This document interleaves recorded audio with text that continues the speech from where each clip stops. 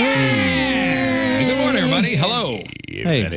Boy, I had coffee go down the wrong pipe like Hello. 5 minings ago, and it's still affecting me. We have some sort of like strangulation ghost in this room because like I don't know. last week it was me, now it's you. Things going down the No, wrong I'm pipe. good. I'm good now. I'm good. Thanks for worrying, everybody. We're good. Good morning, St. Louis. Glad you're okay, man. Thanks, buddy. Got a nice- We all rushed to your side. It's Yeah. like, you got this? I said, don't touch me. You gonna be okay? Don't touch me. I was like a baby, like you patting me on the back. Like, put your arms up. Yeah. Put your arms up. Can you talk? Can you talk? Yeah. That's fine. Oh, speaking of coffee, guys, today, local Starbucks staff to strike. What are we gonna do? Get your lattes while you can, because Starbucks workers at all 8 unionized Starbucks stores in the St. Louis area will strike today.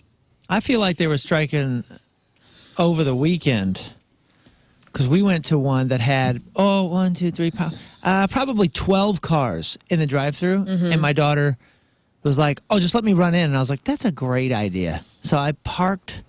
She ran in. 27 minutes later. Was this a Saturday? Yeah, probably. Same thing on Saturday for me. 27 minutes going inside. Every car that I saw when we got Sunday. there had gone through, and then the line had probably stacked 2 or 3 times beyond that. So what happened? I don't know. So my daughter, we had this cheerleading thing last Sunday. She's like, "Hey, if I do this one move during the cheer, a triple back somersault tuck, whatever the hell it is." Yeah, I get a Skittle flippity-flop. latte or whatever. She goes, "Hey, will you take me to Starbucks?" I go, "All right." You bet your bippy or whatever you All use. right. So she does her triple back somersault, flippity-flop thing, lands it. She goes to sit back with her cheerleading squad on the other side of the gym, and I get a text message that just says Starbucks.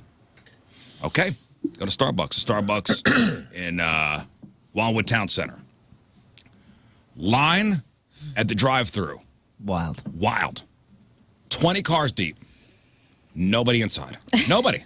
That's what we saw. Nobody inside. That's what we saw. No one was parked. I had the pick of all the parking spots. And I could see inside there's nobody. I said, I'll drop you off out front. This chick has such a complicated order. I don't even know. It's not. Your daughter? It has nothing to do with coffee. Like, it's enough of a complicated order where she has it in her notes. Right, like yeah. her phone notes, where she just hands it over to the person This is your at the kid? register. Oh, yeah. Dude, Oh, yeah. There's like TikToks and all That's these. what it is. I know All the these different secret things menu going and around. stuff that people talk about. Yeah, you ask for Yeah. the Skittle frap or something. This and is like strawberry Two pump of something with strawberry. cream, and I don't know what it is. It has nothing resembling coffee. My kids have backed off of that a little bit, and it's much more simple now. So the complexity is not. It's not a variable here. Oh, this was like 15 lines of instructions. Oh, okay. Maybe. And it is every for you. every time this girl gets it, it's wrong. And I go, why do you order this? Because you complain every time. They got it wrong. Okay, all right. And I tried it. It's like it's a cavity in a cup, Right. basically. It's so sweet. I don't know what it is. I don't like that. Cat's in the cradle, huh? 25 minutes inside. Wow. Yeah. See, same here. 27. When she got back in, I said I could have watched a sitcom and a commercial break. It was enough where I'm sitting in the car and I go, what the hell's going on in there? And I open I'm with my mother. She's in the passenger seat. What the hell's going on in there? So in a huff, I open up the door, go in there, and those baristas are working their asses off. Oh yeah. they are. I am so impressed as to their drink making prowesses. Yeah, It's I don't think amazing. I don't even think it's barista. them. I think it's the system in which they're delivering or serving. If it's empty in there, I shouldn't see 50 cars go through before the inside gets the drink. It wasn't like everybody's leaning. Yeah. It wasn't like everybody was leaning and going, okay, I guess we'll do some iced coffee. I wonder what the staff ratio is, like people working the front of house and then the people working the drive-thru. There were a ton of workers, and every single one of them, there may have been behind that counter 8 to 10 people. Mm-hmm. Every single one of them was in motion, Oh yeah, cruising. cruising. But that's the priority, is to get the cars out of there. And remember, we learned the stat for like these fast food places and stuff. I feel so bad for the ones that don't have the drive-through, because the last stat that we read was something like upper 80s or maybe even 90% now of all orders, every bit of food is on the way out. Has nothing to do with the inside. Well, so that's I'm sure they're prioritizing the cars because there's more of them. They're generating more business. But certainly, if somebody comes in and goes, "Oh my God, look at that, a physical human." Well, so today they're striking from 7 a.m. to 1 p.m. at only the 8 unionized Schnuck stores in the area. They're demanding better handling, overstaffing, scheduling, and I don't know what other issues are. But wait a minute, you say Schnucks? Like these are in Schnucks? Unionized. So there are 8 unionized Starbucks locations. I see. And they're all. Did I say Schnucks? You said Schnucks. You said Schnucks. Oh no! I was like, wait a minute, what Schnucks has No, a Starbucks no. in it? Because I need to know where that is. Didn't mean to say Schnucks. What did you mean to say? Target? Starbucks. Starbucks. Okay. Unionized Starbucks. I don't know why the hell. You always got Schnucks on the How does front. one Well, I know? got to go grocery shopping. Is there a sign or a sticker or something that we would know which ones were unionized? I will tell you. Oh, Because I special outfit. looked up a list. Okay. Okay. And by the way, this is all happening on today, which is Red Cup Day, when Schnucks hands out tens of thousands of free reusable cups. Schnucks. Starbucks. You just said Schnucks again. Did I say Schnucks again? I heard it again. Is something wrong with me? Are we hallucinating? Did I say it again? No, now I'm being I serious. didn't hear Schnucks again. You guys playing? Am I at home? Is this a dream? Yes. Everybody okay? He said Schnucks, right? I didn't hear the second one. So Starbucks is handing out red cups today. This all happens on Red Cup Day, when Starbucks hands out tens of thousands of free reusable cups. Okay. Okay. If I do say Schnucks, just think it's Starbucks, okay? I don't know what the hell's happening. See what happens when coffee goes down the rock pipe? Or is that you? I'm not sure. I don't know. Back in June, dozens of Starbucks workers from across the area joined this nationwide protest, claiming that there were some issues with Starbucks corporate. Okay. So the 8 local unionized Starbucks shops, Lindbergh and Clayton, Hanley and Dale, Hampton and Wise, Kings Highway and Chippewa, Grand and Sydney, Gravois and Rock Hill, Valley Park, and Page and Ball. Done Wow. with the story. Okay. You know what? You've kind of blasted through that, and I bet you there's a lot of people that are like, wait. 7 a.m. to 1 p.m. Where's just the- at these 8 unionized Where's the one that I can Starbucks see? locations. Lindbergh and Clayton, Hanley and Dale, Hampton and Wise, Kings Highway and Chippewa, Grand and Sydney, Gravois and Rock Hill, the location in Valley Park, and Page and Ball. Okay. That's a fairly clustered area, I suppose. Well, this is And I did say Schnucks twice. This is And going I to say I be keep saying it. Damn it. and Schnucks is a union, right? Does that make sense? Well, yeah, I don't know how you got that. I don't know what the hell's wrong with me. Check Rizz. He's having a stroke. Yeah, we're all a mess. Okay, so we can't get our coffee this morning, and that's going to trickle down. So people are going to be upset, and maybe people that don't listen to this show won't hear the news, and then they'll be like, "What the hell?" And then they'll have a bad day, and that'll trickle into their industry. Here we and go. This is how this works. So I'm for it. Whatever needs to happen to get everybody where they need to be, I'm for Here it. we go. Which is Everybody's going to be in a bad mood. Which is the drive-through at Dunkin' Donuts. Well, somebody said They're try. over there wringing their hands today, going, "Okay, guys, prep Somebody up, said 7 to 1." try Scooters. Scooters coffee. Scooters is great It's not bad. Is that the and kiosk? cheaper. Yeah, they got two locations by me now. Decent breakfast burrito, too. Really? Yeah. Oh wait, I'm thinking of something else. What's the kiosk ones? Scooters. The little bitty ones are And they scooters, have too. food there. Yep. They're owned by Scoot Rizzuto. Yeah. Is it Yeah. is it a kitchen or is it something that's come in and heated up? Huh? I don't think they got chefs back there. I think it's Yeah, I don't think Gordon Ramsay's in the back of Scooters. I think it's just like Starbucks. Where, Where they'll throw stuff Heating in up the some heater. egg bites, but Where? they're pretty good. where are those at? Scooters. They're all coffee. around. They keep popping up. Yeah, they're random. I've seen them in like other states. Is this? Oh, okay. So this I've is seen them not around here. This is not local. So I said, you need to interrogate Rizz. He's getting paid by Schnucks to clandestinely advertise them. Scooters They are a coffee. proud sponsor of They this are here a radio proud program. So yes, Oh, I've seen this logo. Rizz be tripping. Schnucks said many times. Okay, stop it. I get it. I screwed up. Yeah. Thank you guys. Riz is be Thank you. tripping. Thank you I guys. looked at Lern for confirmation, and she gave me the maybe you're crazy look, and I was like, oh God, maybe it's me. No, it's me. That's fine.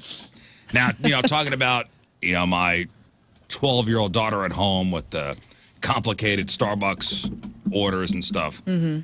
And Moon's got kids at his house. Couple, 2, 3. Couple, 2, 3 around, my son and daughter's age.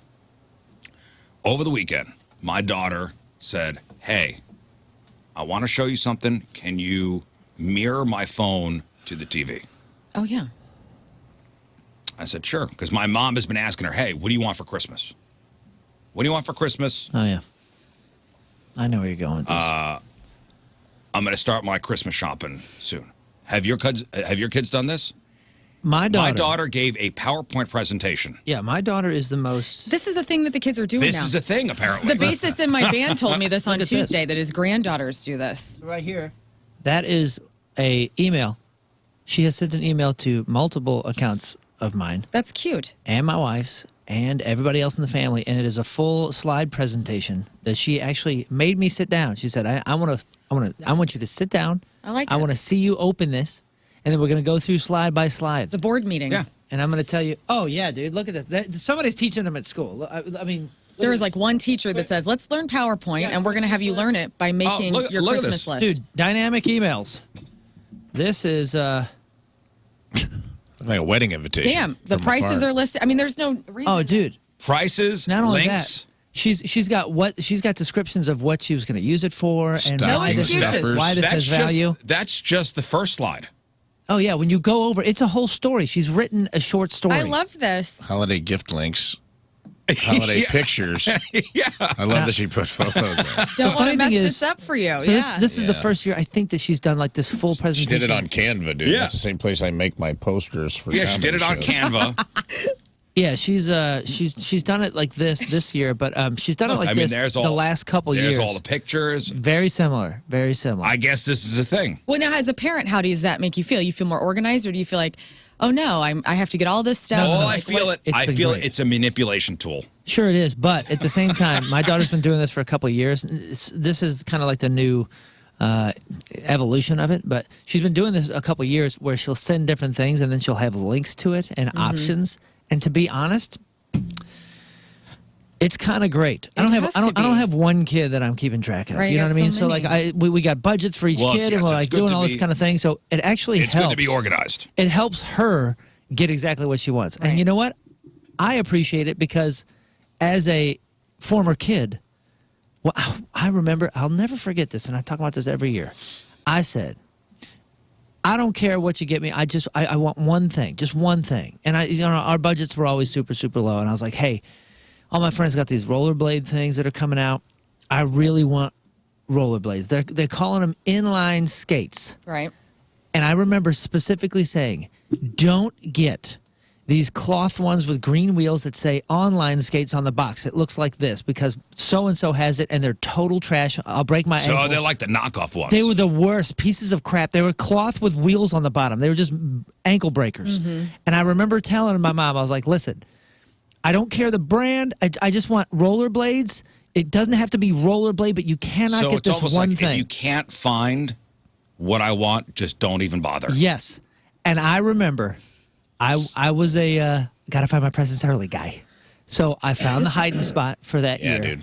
And I looked at the box and I was like, oh no, that's the same size. Oh God, what do I do? So I steamed the tape and peeled it back and looked, and it was those goddamn online skates. The one thing I said, please don't bring this in the house. So what did I do?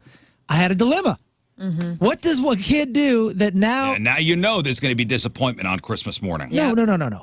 I'm not going to make it to Christmas morning. I'm disappointed now, and it's like December 7th. So what I said, what my dilemma was do I blow the surprise to them that I know their hiding spot? Right. And totally incriminate myself as far as for being a snooper. The tape steamer. Right. What do I do here?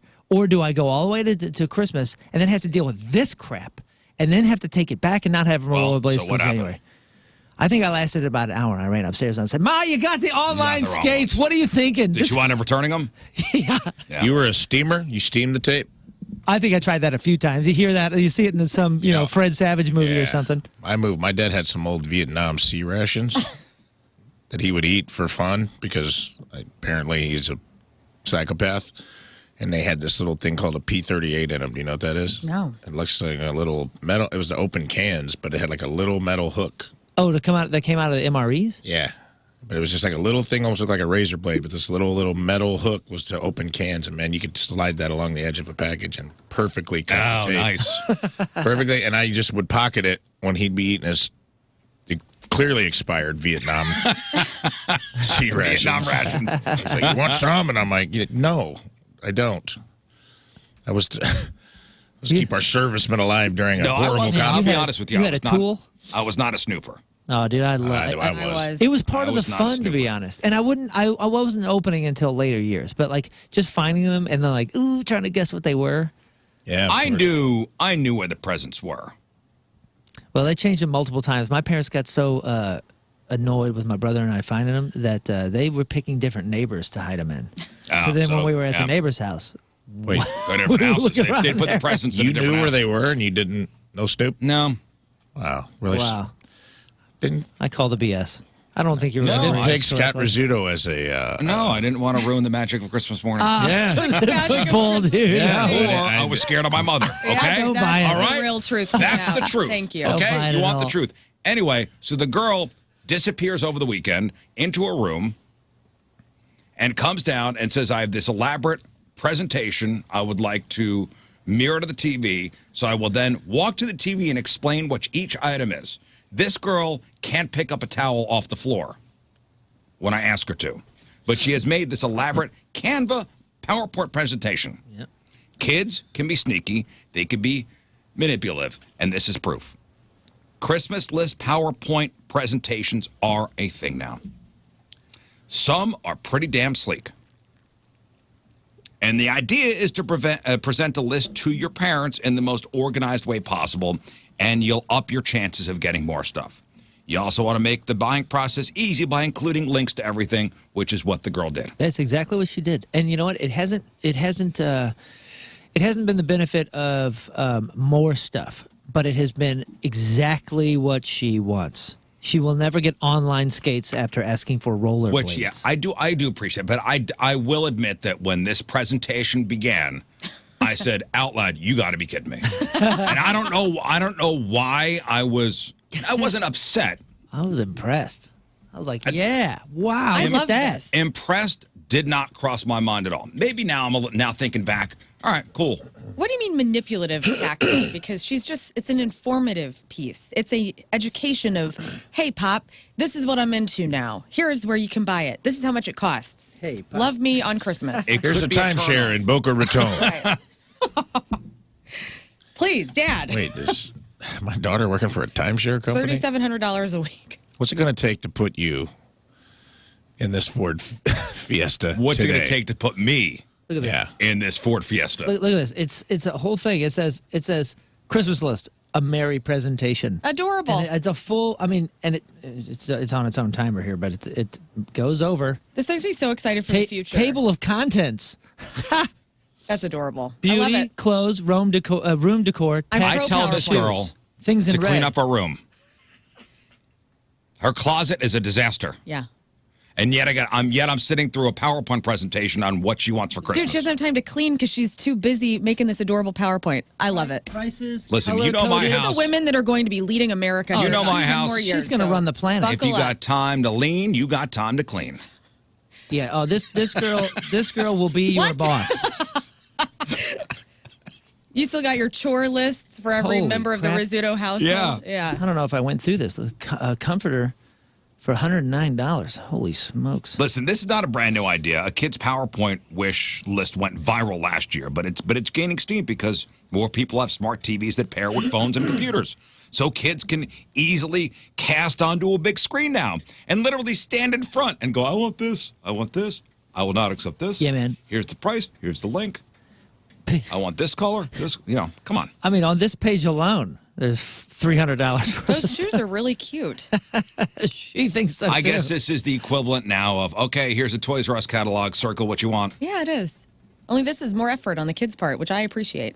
They're teaching them how to do this, right? This is like a class? Because look at the end. It says, contact me for questions. And then contact me that's for your phone number and email. Like, come to my room, Dad. It's the second door on the left. You know what, Mark? You're right on the instant feedback. I will now make a PowerPoint presentation about all the stuff she needs to do. That's great. Yes, you should. Now, somebody will have to teach me how to do one of those. I can help you. I will have to ask the girl. Yeah, Canva is the it's an app program she used. It's a great app. You know, some woman posted a 6-minute video of her daughter Kayla's presentation the other day. She ended up asking for $2,500 worth of stuff. You know, another strategy behind it is your parents will be impressed and proud of you. I'm pretty proud. Says the sucker to my left. I remember in school, when I was in college, there were 2 types of ways that you can get your communication across, and it's door in the face or foot in the door. And what these kids are doing is door in the face. They're saying, hey, Dad, I got $2,500 worth of things that I want here. They know they're not going to get that much, but they'll maybe get, I don't know, $300 worth. So now you have a ton of ways to get to their goals. This man to my left is so proud of his daughter for doing this. I know. And you will now be suckered into buying most of the items. No, you won't. I'm not buying it. No, definitely not. We have a ceiling. We have a budget for all the kids. Here's the budget. What she's done is basically like fixed the pain point that I have of knowing, well, she wants all this stuff. I don't know how to prioritize it. She's already prioritized it. Helped me find the shopping spot. Like, she has saved me time. She has fixed all the pain points. The effort put into this, as opposed to the effort that I ask for sometimes. It's taken the entire spirit out of the whole thing, but it certainly has helped all the pain points of gift buying for multiple children. It's friggin' awesome. Do they ask her what they really want? Like, is there like a, Dad, this is something I really want? Yeah. So it's everything. She's got asterisks. It's all color-coded. Yeah, thank you.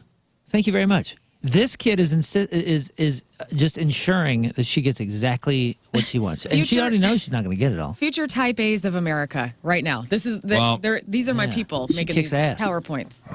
Great, thank you, kid. I'm not falling for it. I think Lern's probably right. I think it's probably a really smart teacher that found a way to be like, I want to teach you how to use this program, but I got to give them something they care about. Mm-hmm. Yeah, they don't want to do a book report on Canva about Mark Twain. But if you start talking about like getting new stuff, they're all about it. All about it. Yeah. This girl's locked in a room. You got to find their interest.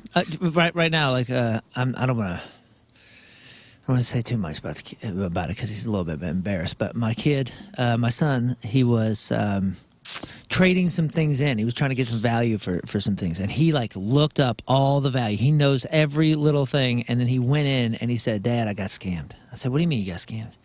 He said, well, they gave me like $60 less than I know it was valued for. And I said, well, first of all, they have to make their money on this. So you're selling something not at full value to get the cash. And he said, yeah, but I just panicked. He gave me a number, and I didn't even negotiate. And I was like, oh, so like, I'm like, oh, I got to teach you how to negotiate with this kind of stuff. The kid's not going to get burned again because he got burned and he hates the way it feels. Well, he just goes, I panicked and I said yes and I got out of there. Yeah. And I was like, well, we need to we'll work on that. So the fact that the one kid like is already doing the organizing and everything, I think that's a great thing because that's something I don't even have to teach. I think it's great that they got suckered out of $60. At least it wasn't $6,000. Yeah, he's bummed. And now he hates the feeling. And he's never going to let that happen again. Yeah, he's bummed. He's carrying it right now, that's for sure. Yeah, somebody's like, this is why I won't let my kids have iPhones. Please. Okay. All right. Yeah, but every other kid has an iPhone, and your kid is the only one that doesn't. And these kids are going to be learning about stuff that they're going to be using when they're adults. Yeah, that's much sooner. And that's the problem. I understand. In all capacity. I understand, like, throttling the tech and all this kind of stuff. But at the same time, if the car was just invented, and now all these kids are going to be working in an industry with cars, or cars are going to take them, and you say, nah, man, you can't use a car. Yeah, well, I got cars and you got online skates. You're throttling their potential opportunity in the near future as an adult. Okay, so on that tip, what are the percentages of teens, that have iPhones versus other phones or Androids? Oh, kids versus teens? No, I'll say teens. Okay, teens. What is the percentage of teens with iPhones as opposed to any other phone like an Android? Oh man, being that there were two big promos with Apple and some of the cell companies these last couple of years, because my kids have freaking 15s, and it's because they were free. AT&T did a deal. They were offering free 15s. Sure. My kids have 15s, and I was like, well, they jumped from like 9s to 15s. So I'm going to say there's more than 50% Apple. I need a number. 63. 63%. That have iPhones. That have iPhones. I'm going 80%. 80%. iPhones as opposed to other phones. I actually think that iPhones are becoming like millennial tools. I think it's going to be low. I think it's like 40%. Okay. So every other year, this investment house called Piper Sandler tries to get the temperature of teens and survey them about things like tech and clothing and entertainment and stuff. So the latest survey found that 87% of teens in this country own an iPhone. Wow. 87% of teenagers who you see have a phone have iPhones. But that piggybacks on Rafe's point. Their parents probably have the iPhone, and so they want to have what their kids have. I do have the reason why. Well, they also have the family, Please. and I can't speak to Android because I don't know what they have as It far has as the family nothing to stuff do with goes. family plans. Okay, I didn't mean family plans. I meant the family. Is it the like, where you tracking? can all be on the same thing? No, it has nothing. It has nothing. Not to the do with same that. bill, but you know what I'm Share saying. your location? Like, yeah, my kids know where I am Security. at all times. No. What? Why? So and by the way, so 87% of kids have iPhones. 88% said their next phone will be an iPhone, so a percent higher. It's the best, man. Yeah, these are not the stats that Google and Android phone manufacturers want to see. So Android remains the most widely used operating system worldwide. Worldwide, Android has iOS, Apple beat. iOS is on top here in America, and kids these days are getting Apple products at an early age. That's the first thing. Oh, iPad. Some of this could be due to the iMessage blue bubbles. Every teen has enough on their plate these days without having to worry about being insulted because of the Android phone that they use. Oh. This is what they found. When a person using an Android phone joins a group chat, previously consisting of just people with iPhones, Yeah. And all of a sudden, everything turns green. all those great iMessage features go away. No more end-to-end encryption. Read receipts will not appear. Neither will typing indicators, high-quality images and videos, and you could kiss goodbye the ability to send larger messages. So kids are feeling the pressure, and that's what they're saying. I'll lead the charge here since I know it's a dangerous ground. The chat, I'm sure, is going to hate me. Everybody, 30% of the population is going to be all upset with me. But I will fully admit, and I'm hoping you guys do too, I get bummed out. Anytime it's a green bubble, I'm like, oh, come on, man. Okay. Yes. I don't know why. Of course, Yeah. I've been brainwashed. I admit it. Whatever. When we had the Rizz Show group chat going, Jeff was the only one with the Android. Yes, it was. And God love him, Jeff ruined it for everyone. It's true. That's what I mean. It's so true. I fully admit, man. And who's coming with me? Who admits it? I'm with you. I have judgments. Every time a When I friend see takes my green. number and they text me, and I'm just like, oh god, we'll talk. So soon. it's they call it the blue bubble brouhaha. And it is. It's so silly, but we've succumbed to the pressure. And by the way, when Android phones chat together, they have their own. If an iPhone jumps in the chat, it's the same thing. Nonetheless, teens prefer the iPhone. Some of it might have to do with the ecosystem. AirPods are considered cool, and that helps. Hell yeah. It's a branding, dude. 34% of teens surveyed own an Apple Watch. It's a branding. The basic iPad might have been the first Apple device owned by many of these kids to help them get ahead in school or whatever, or shut them up when at the restaurant. I don't know. I'm kind of an idiot. So you Never thought can't about use that. your AirPods with an Android phone? You can, but it's integrated better with the... Yeah. Perhaps teens were given older iPhone units that their parents don't use anymore.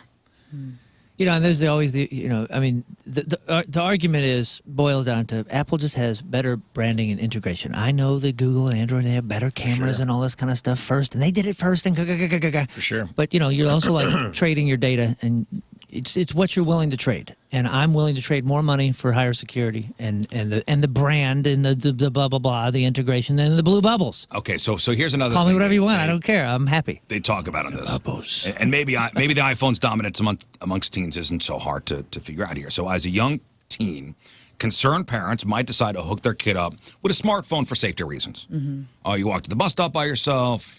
Okay, you come home by yourself. Here's a cheap phone. Here's a cheap phone so you can get in contact with me. So they go to a prepaid carrier. They get a basic plan. It comes with a cheap Android phone.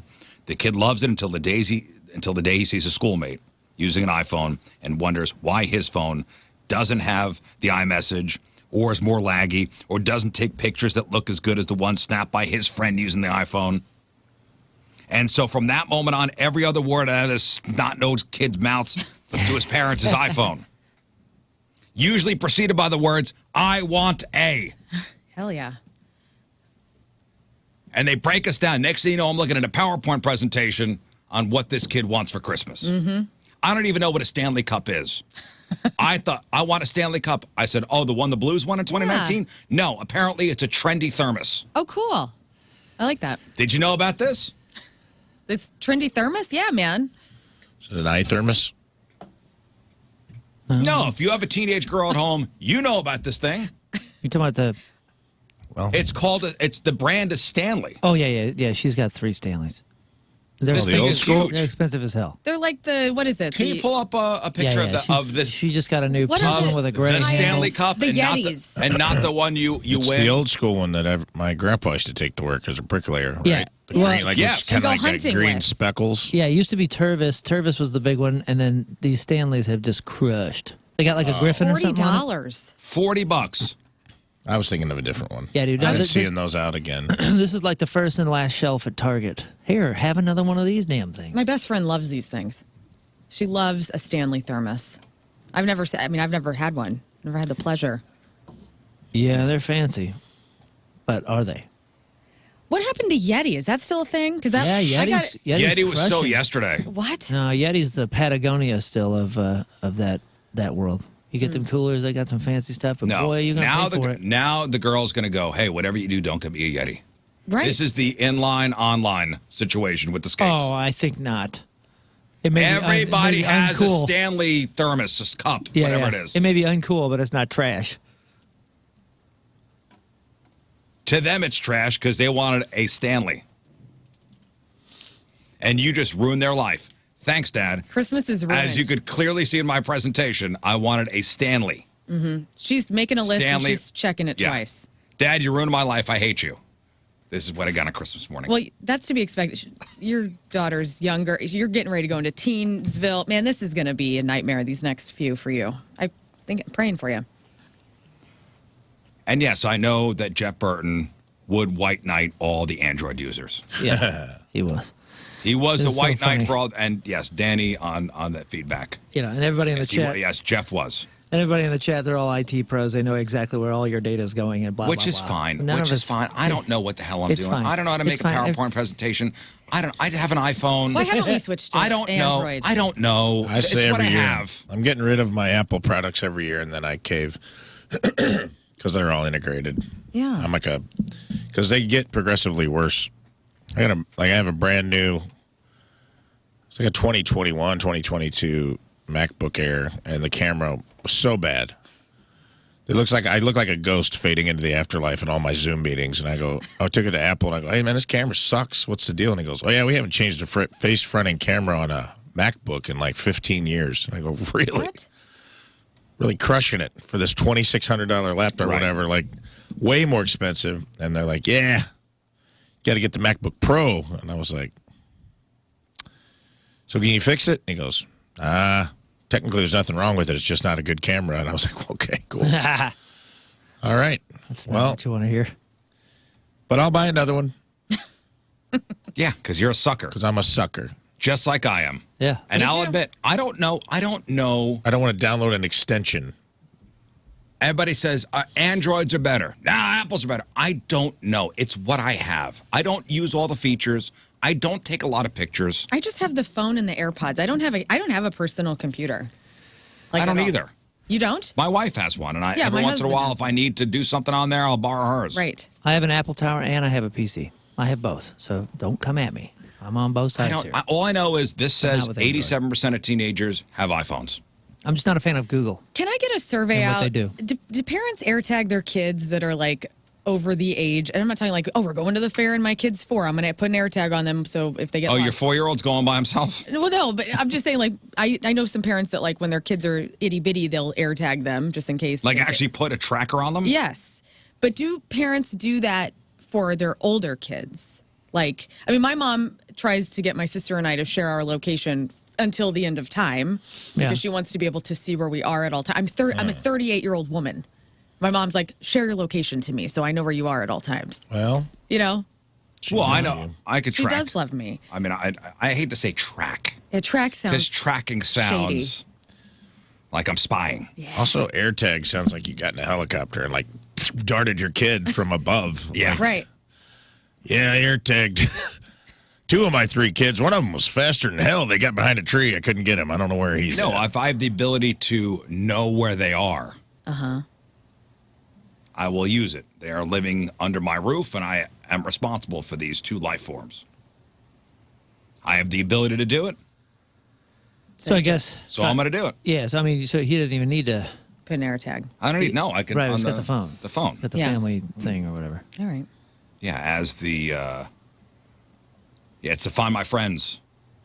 Right, yeah. So when would that stop?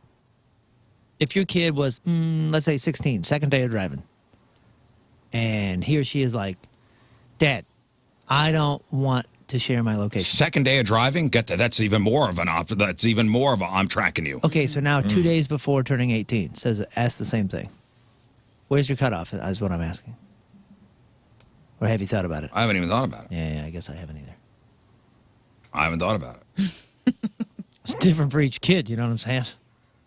I mean, do I get worried? I mean, when am I not going to be worried about I'm worried them about my going out? 25-year-old every day. You know, I mean, that never stops. That's what we signed up for as parents. That's a good question. I don't know when they get married. I don't know. Aaron's checking in, says he uses Life 360. That's what my That's a bunch of people brother-in-law- saying. Oh, Life yeah. 360. What is that? That was happening Dude, I know, before like- the ease of other things. I know like 7 or 8 people who like caught their spouse cheating with Life 360. What is that? It is it's just like keeping track of, I had a few people when I worked at the bar, like come in like and be like, yeah. Some people I knew really well and be like, the husband was out fooling around or something and he'd forget his wife had Life 360 on his phone. It's like, he's at a motel in Alton. So I drove down there to see what's going on. Oh no! Is it like a tracking thing? Essentially, it's like Look you this up share. It's essentially like sharing your location on an iPhone, but it's a little more. But it collects the data. It tells you like where they've been. You can't turn it off. What? I don't think. Location? Well, and so. It's like a way to put it on your. Like your kids can't get in their phone and turn. But the it off. Find My is the same thing, right? This has emergency very simple. assistance, travel support, digital safety, identity theft protection, driving safety, crash detection, and location sharing. That is what Life 360 is all about. Which It's a subscription though, right? Yeah, You it gotta looks pay for like that? the new iPhone supposedly has crash detection now, so they're trying to copy it a little bit. Yeah. But what's Yeah. the difference Because between that and the new Find iPhone My? call 911 if you get in a wreck or something. Yeah. And We'll see. I'll crash my car today. I'll see if it works. Well, Yeah, hey, please. I'll download Life 360 and let us know when connect. we'll watch. We'll yeah. see which we'll both drive into a wall and we'll see who gets the cops called first because we care. Listen, there's also the mother-in-law situation at my house where if she calls twice and doesn't get an answer from anybody, she assumes everybody's dead. Yeah. Yes. So I don't know if that's your That was, mother. Yeah, she doesn't. My mom will call multiple times and text, and if we don't get back to her within like a 15-minute period, it's all hell's breaking loose in her brain. Yeah. Then the brain starts going crazy. That's Mom 360, I think. Right.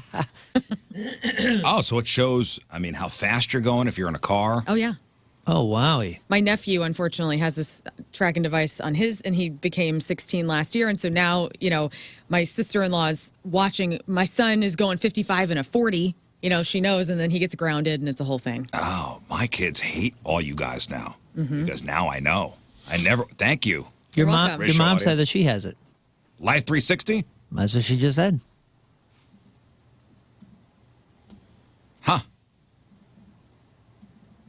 Maybe she should be sharing that with me. Yeah, she's in the chat. She said, I have Life 360 on my phone. Huh. All right, well, I will consider. Yeah, I remember hearing about that. Merry Christmas, kids. I remember hearing about that and like getting ready. Daddy's going to be watching everything. Getting ready to consider it because the kids were getting phones right around that time when somebody was telling me about it. But then it was like Apple kind of does most of that stuff for me anyway. Mm-hmm. And the kids want that. Like I share my location with the whole family chat, so anybody and everybody knows where I am. Well, I also don't want to be so intrusive where kids need their freedom too. Mm-hmm. Yeah, okay. I guess none of us care because we're like, where would I be that I would want to hide it? Yeah, sure. That's what, anybody can track me. I don't care. I don't care if my wife knows where I am or my kids know where I am. But I'm just saying, there is too much data. There could be too much data. Too much dada. That's what they're saying. Too much daddy. Daddy's too much. Yes, Too much daddy. Too much. All right, so we're, speaking of shopping and stuff, we're a week away from Black Friday. Can you believe that? So next Friday is Black Friday. Yes, I welcome it. This year was very weird, speed wise. Like it was like wow, this is taking forever, and then wow, what the heck happened this year? And you know what? I kind of need, I don't know, man. I need some sort of break, and I think I'm like psychologically excited for the. Well, we got a Christmas break coming up. I think our last show is going to be the 15th for the year. Then we're off till the 2nd. We got a couple days off next week. I got family coming into town. Like it doesn't feel like the holidays yet. Not yet. But like it will. I'm hoping it does, and it doesn't feel like it just like flashes out. It was also 75 degrees yesterday. Yeah, maybe that's what's happening. Are you excited about the season? Yeah, I'm excited to get the hell away from everybody for a couple weeks. Okay, I just mean like the. Oh, the holiday, like getting in the spirit and stuff. Yeah, I'm not one of those guys. Oh, I can't wait to play you the worst Christmas song I've ever heard in my life. Great. All right. Hey, by the way, you played that Travis Kelce thing yesterday. Apparently, that's a cover, or is that the original? They put out a whole record, right? The Kelce brothers. Yeah. Is it a record or is it just one song? It's a song, but it's like an old Pogue song or something, right? Oh, I don't know. I thought they wrote it. Somebody yesterday. So we were at Punk Rock Christmas rehearsal yesterday, and Tim Convey was like, "Oh man, we should try this one. The Kelce brothers just did it," and I was like, "Whoa." I thought that was an original because you guys played it. And we were all like, right. "Wow, that's a real song." Here it is. I could have been someone. Well, so could anyone. You took my dreams from me when Mom first had you. What's it called? I kept them with me, Jace. Philadelphia Christmas I or something? put them with my own. Can't make it all alone. I built my dreams around you. It's not bad. Fairy Tale of Philadelphia. It's not bad. Yeah, I think that's it. Yeah. Okay, maybe that's not the cover, but they did like a record or something because they did something that was like an old Pogues song or something. Are you gonna add that to Punk Rock Christmas? Dude, there's so much that now we have the trouble of like, oh my gosh, we can't play a 3-hour show. Well, so what makes the cut and what doesn't? Before we get into talking about music and stuff, and I do want to play that song later. It's a reimagined version of the song "Fairy Tale of New York" by the Pogues. What do you know? But they added their own kind of personal twist to it. So Brotherly twist. So Wallet Hub analyzed 3,500 deals from 13 retailers and listed the stores offering the biggest advertising discounts. Okay. So if you're going to shop on Black Friday, there's one place you're going to get the best deal, and that's JCPenney this year. JCPenney is the best place to shop on Black Friday because it offers an average discount of 59.1%. Okay. Where are those? Well, I know we used to have one in Crestwood Plaza, but West County. We don't have a Crestwood Plaza. There's one in West County Mall? I believe so, by H&M. Is Food there court. really? I believe so. Man, I never make it that far. Like the bottom level. West County Mall, man, like every time I'm in there, I'm so happy that it's doing well. And like, we have a mall still, and I'm like, yeah. And then like, I don't know, 15 minutes, and I go, God, I got to get out of here. Well, West County Mall's thriving. I never make it that far. That place has been crowded the past couple of times I've gone. Macy's has the second best Black Friday discounts this year. They'll save an average of 58.2%. and as much as 85% on certain items. Mm-hmm. Anybody else have that problem, though? I mean, as I'm walking to the car, I'm still in the parking lot. I'm still on the property of West County Mall, and I'm like, I didn't get what I needed. I didn't get what I wanted to get here. I'm like, I will only go if I have a mission, if I know there is a particular store I need to go to. And I will go as a 90s girl. I will just go, and then whatever comes home with me, great. But I don't stop until, like, so if I have a mission, I need to get something at Lid's. Mm-hmm. I need a new lid. So I will park. I will first bitch about parking and finding a parking spot. Right. I will go directly to Lid's, get what I want, and then it's time to wander. You guys been in another mall recently that's not hopping as well? Because, man, it sucks. South County? No, what are we talking about? I went to Mid Rivers Mall not long ago, and that's been kind of a home mall for me somewhat recently, and I've seen its ups and downs, and it was kind of on a kickback there for a minute, and I went the other day, and dude, I couldn't get out of there fast enough. I felt I just didn't like it. Yeah, some are sad. I mean, when it's hurting. The Chesterfield Mall was really dying before its eventual death. Mm-hmm. It was sad seeing a lot of you would see the train, the guy was still operating the train. Yeah. So many vacant stores. The guy was still operating the tiny train. Empty. One car. Empty mall. Now it's a Tesla and he was there by lot. himself. There's 1,000 Teslas parked in the Chesterfield parking lot. I don't know, but it was maybe a year or two ago. I went in there. Yeah. I think I took my kid to V-Stock. It's still open? Oh, God. I don't know if V-Stock is still open. No, Chesterfield Mall is still open? The Cheesecake Factory is still open. I thought, why did I think they shut it down? You know what? That's the flagship of a successful mall. I believe. Things are going well. If the factory's there, the jobs. The factory. The factory. For people working at the factory, that means jobs are thriving. Somebody find out, is the Cheesecake Factory at the Chesterfield Mall still open? Because I brought my kid to V-Stock maybe a year and a half ago when it was still open. If it's not. No, I saw it because it's directly across from there. What if it's just run by ghosts now? And I was walking Like around, and it was like it was an empty, apocalyptic mall. It was crazy. Oh yeah, but yet it's still open. The guy in the train engineering overalls was still going with that train. God bless him. Is he getting paid per hour, per passenger? Like, how does that work? He's doing it for free. He's probably retired and he likes being around children. Yeah. You know? They fired me 5 years ago, and I've been coming in every day because they don't know how to get the train out of here. I'm the only one. My wife drives me crazy. So he's driving that little tiny train. Harold. And he's got 5 empty cars behind him. And he's making his routes. Toot, toot. Did you get on the train just to appease I should have. Oh, yeah. Dude, it's been so long since I've been to Chesterfield Mall. I forgot that this is the one with the carousel in the middle. Yeah. Oh, man. I forgot about that. Is the carousel still there? Certainly not. It was there when I was there last time. There's tons of ghosts this running was that still place. There? No That's way. so good. Is the train just taking the 2 kids back and forth between There's no here kids and... on the train. Nobody's riding the train. A revamp going forward. They're having problems, I think, with the city of trying to figure out what to do with it. I think they're going to do something. They wanted to do something like Streets of St. Charles, I thought. Oh, right. Yeah, right. Yeah, that's what I thought. And maybe that's why I thought they had shut it down and got rid of it. No, I think it's city council stuff. Nearly 3,000 housing units, or is that 300? 300 housing units and commercial spaces going forward after briefly being paused. This was an article written in August. Yeah, a couple months ago. Yeah, so I'm not sure when that's going to start. Man, I just know that I used to love the mall, and now I think I love it. I love the idea, and then I get there and I'm all happy, and I'm just like, oh, I don't feel comfortable. I don't know why. I'm starting to get weird about it, and I got to go. Yeah. I bought something at the mall recently, and I think it's been years. It's crazy. I was like, hey, I'm walking out of the mall with a product. It was insane. I just don't shop there. I shop online, Right. Over the past couple months, both kids have said, hey, my friends are hanging out at the mall. Can you give me a ride? Yeah. It's cool. Yep. That's what I was there. I was chaperoning when I went to the mall last time. I said, okay, I'll give you a ride. Just not going to sit in the parking lot. I'm going to do some mall walking myself. Maybe get myself an orange Julius. I don't know. Get your joggers I don't on? know. I don't know if they're still open. I do like physically shopping. Like, I do like it. Yeah. That's what I'm looking forward to. And then I get there and I don't know why I feel uncomfortable. Just always do really quickly, and I'm out.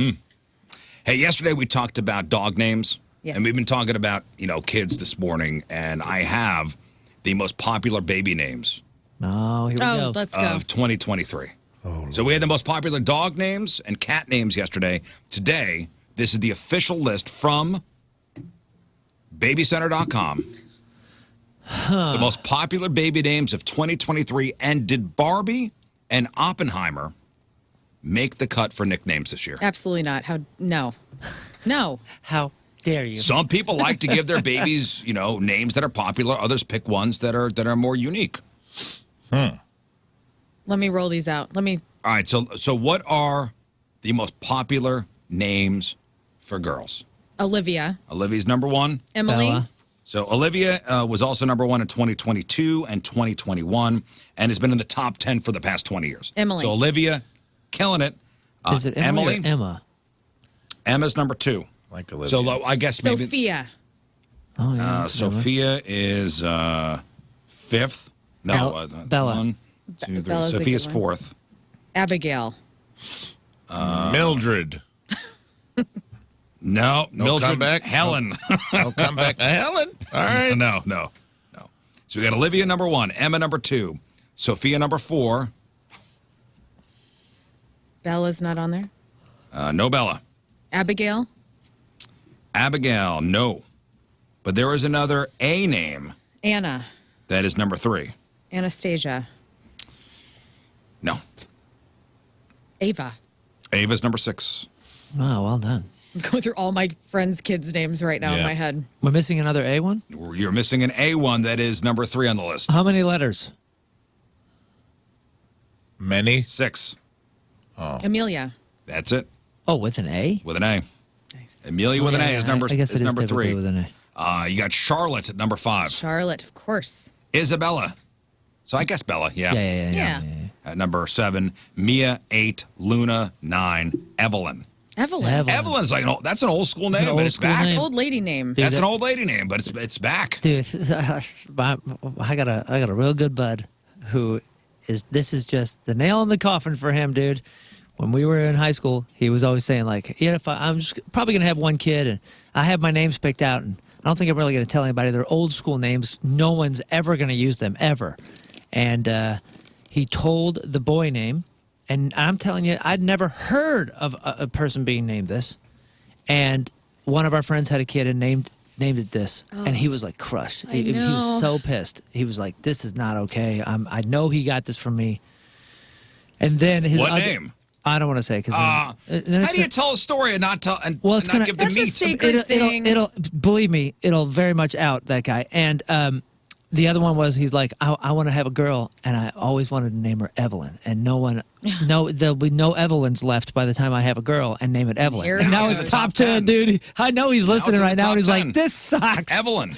I like that name too. He's Evie loving or it. Evie. Eve. Dude, he said this to me in like 1996, and I was like, what? That's wild. Girl named Evelyn stuck her finger Where? without asking, and I've In never your gotten ear. over it. Yeah, she gave you a wet willy. Yeah, it was on my birthday too, and I've never gotten over it. Oh, I just can't. A birthday can't wet get it. willy, You huh? never have that happen? Just somebody with a certain name, you're like, yeah, that's out. That's I out. can never name someone that. I don't trust someone Without permission. I used to swim in Evelyn's house whenever I was a kid growing up, so that's where I go. a young Evelyn? No, it was a grandma. Oh, right, Grandma right, right, Evelyn. right. I think it's such a pretty name. I like the name. It's All such a right, cool name. so all right for boys. Now, Liam. Liam Yeah, it's big. is number 2. Nolan. Liam used to be the number 1 name. Ewan. That ends, by the way, R.I.P. Liam's for being number 1 for the past 4 years. Wow. Ewan? Ewan's a good one. So Liam's number 2. Lucas. That's number 5. Noah. Noah's number 1. That's right. Noah's number 1. Dude, everybody's watching The Notebook and naming their boys after hot ass Ryan Gosling. Noah's number 1. That ends the 4-year streak from Liam's. Noah you know, has listen, been. Noah Suck didn't it, come out of Liam. nowhere. Yeah, I was gonna say Noah has been a contender for 12 years at least. It's been in the top 5 for a decade, and Liam just dropped 1 notch to number 2. So okay, so Noah, Liam, what was 3? We haven't got it. You said Lucas, Lucas, yeah, that was 5. 5. What else we got? First letter, please. James. Number 3 with an E. Evan. No. Well, that's a good one. Ethan. No. Oh, yeah, that's an even better This one. is biblical. It's a biblical name. Ezekiel. No. Emmanuel. What's your name? Ezekiel. Elijah. Elijah. Yes. Good name. Elijah's number 3. Noah, Mateo. Elijah. Mateo's number 4. Mateo's number 4? Yeah. Wow. And you got your Lucas. You got your Levi at number 6. Levi. You got your Leo. Oh, Leo. And then you got your Ezra. I was almost a Leo. And that was Really? another one where I was like, man, I'm glad that didn't happen because my whole life up until now, when this is making the top 10 list, there was no Leos. I didn't see a Leo. Oh, I screwed this up. Move everybody up, down a notch. Oliver's number 3. Oh. Oliver's 3. Elijah's 4. Mateo's 5. Lucas 6. Levi 7. Leo 8. Ezra 9. And then Luca. Luca. My name is cool. Luca. Leo. I live on the 2nd floor. I was almost Storm, which, God. You were almost Awesome. Dude, named this close. Storm. I don't know what my parents were on in 1978. Stuff was weird. We were coming out of the era of free love. Storm Williams. Vietnam, and just, You would have wrapped been up. destined to be a weatherman. Or an American gladiator. That's it. Storm Williams. There's 2 jobs. What would your middle name have been? There's 2 jobs you could have as Storm and be taken seriously. American gladiator, weatherman. That's it. Maybe porn star. But I definitely was not suited for that. So pretty much 2 jobs for me. You have a cool name. Raphael Dean Williams. Would you have been Storm Dean? I don't know. Maybe. I don't know what their plan was for the middle name. But We had a I'm weatherman glad in New my York when I mom- was growing up named Storm Field. my dad wanted Storm. My Stormfield. mom talked him off the ledge. Thank God. And your brother's names are cool, too. Do you see the clouds there? We all got soap opera names, but man, The way that it's moving, that indicates a storm field. this is... So good. What a wild name. Storm would have been cool. His without real you. name is Elliot. Oh, that's a bummer. Oh, boo. That sucks. Elliot David Stormfield is an American retired television meteorologist. Damn it. I thought Storm was his first name the whole time. Sorry, I had to see that. Yeah. Well, that's ruined. Storm Dean. There's a trend of names getting shorter, including nicknames. For example, Ellie has overtaken Elizabeth and Eleanor. Josie is preferred over Josephine. And Theo and Leo are more common than longer versions like Theodore and Leonardo. So they're not Leonard.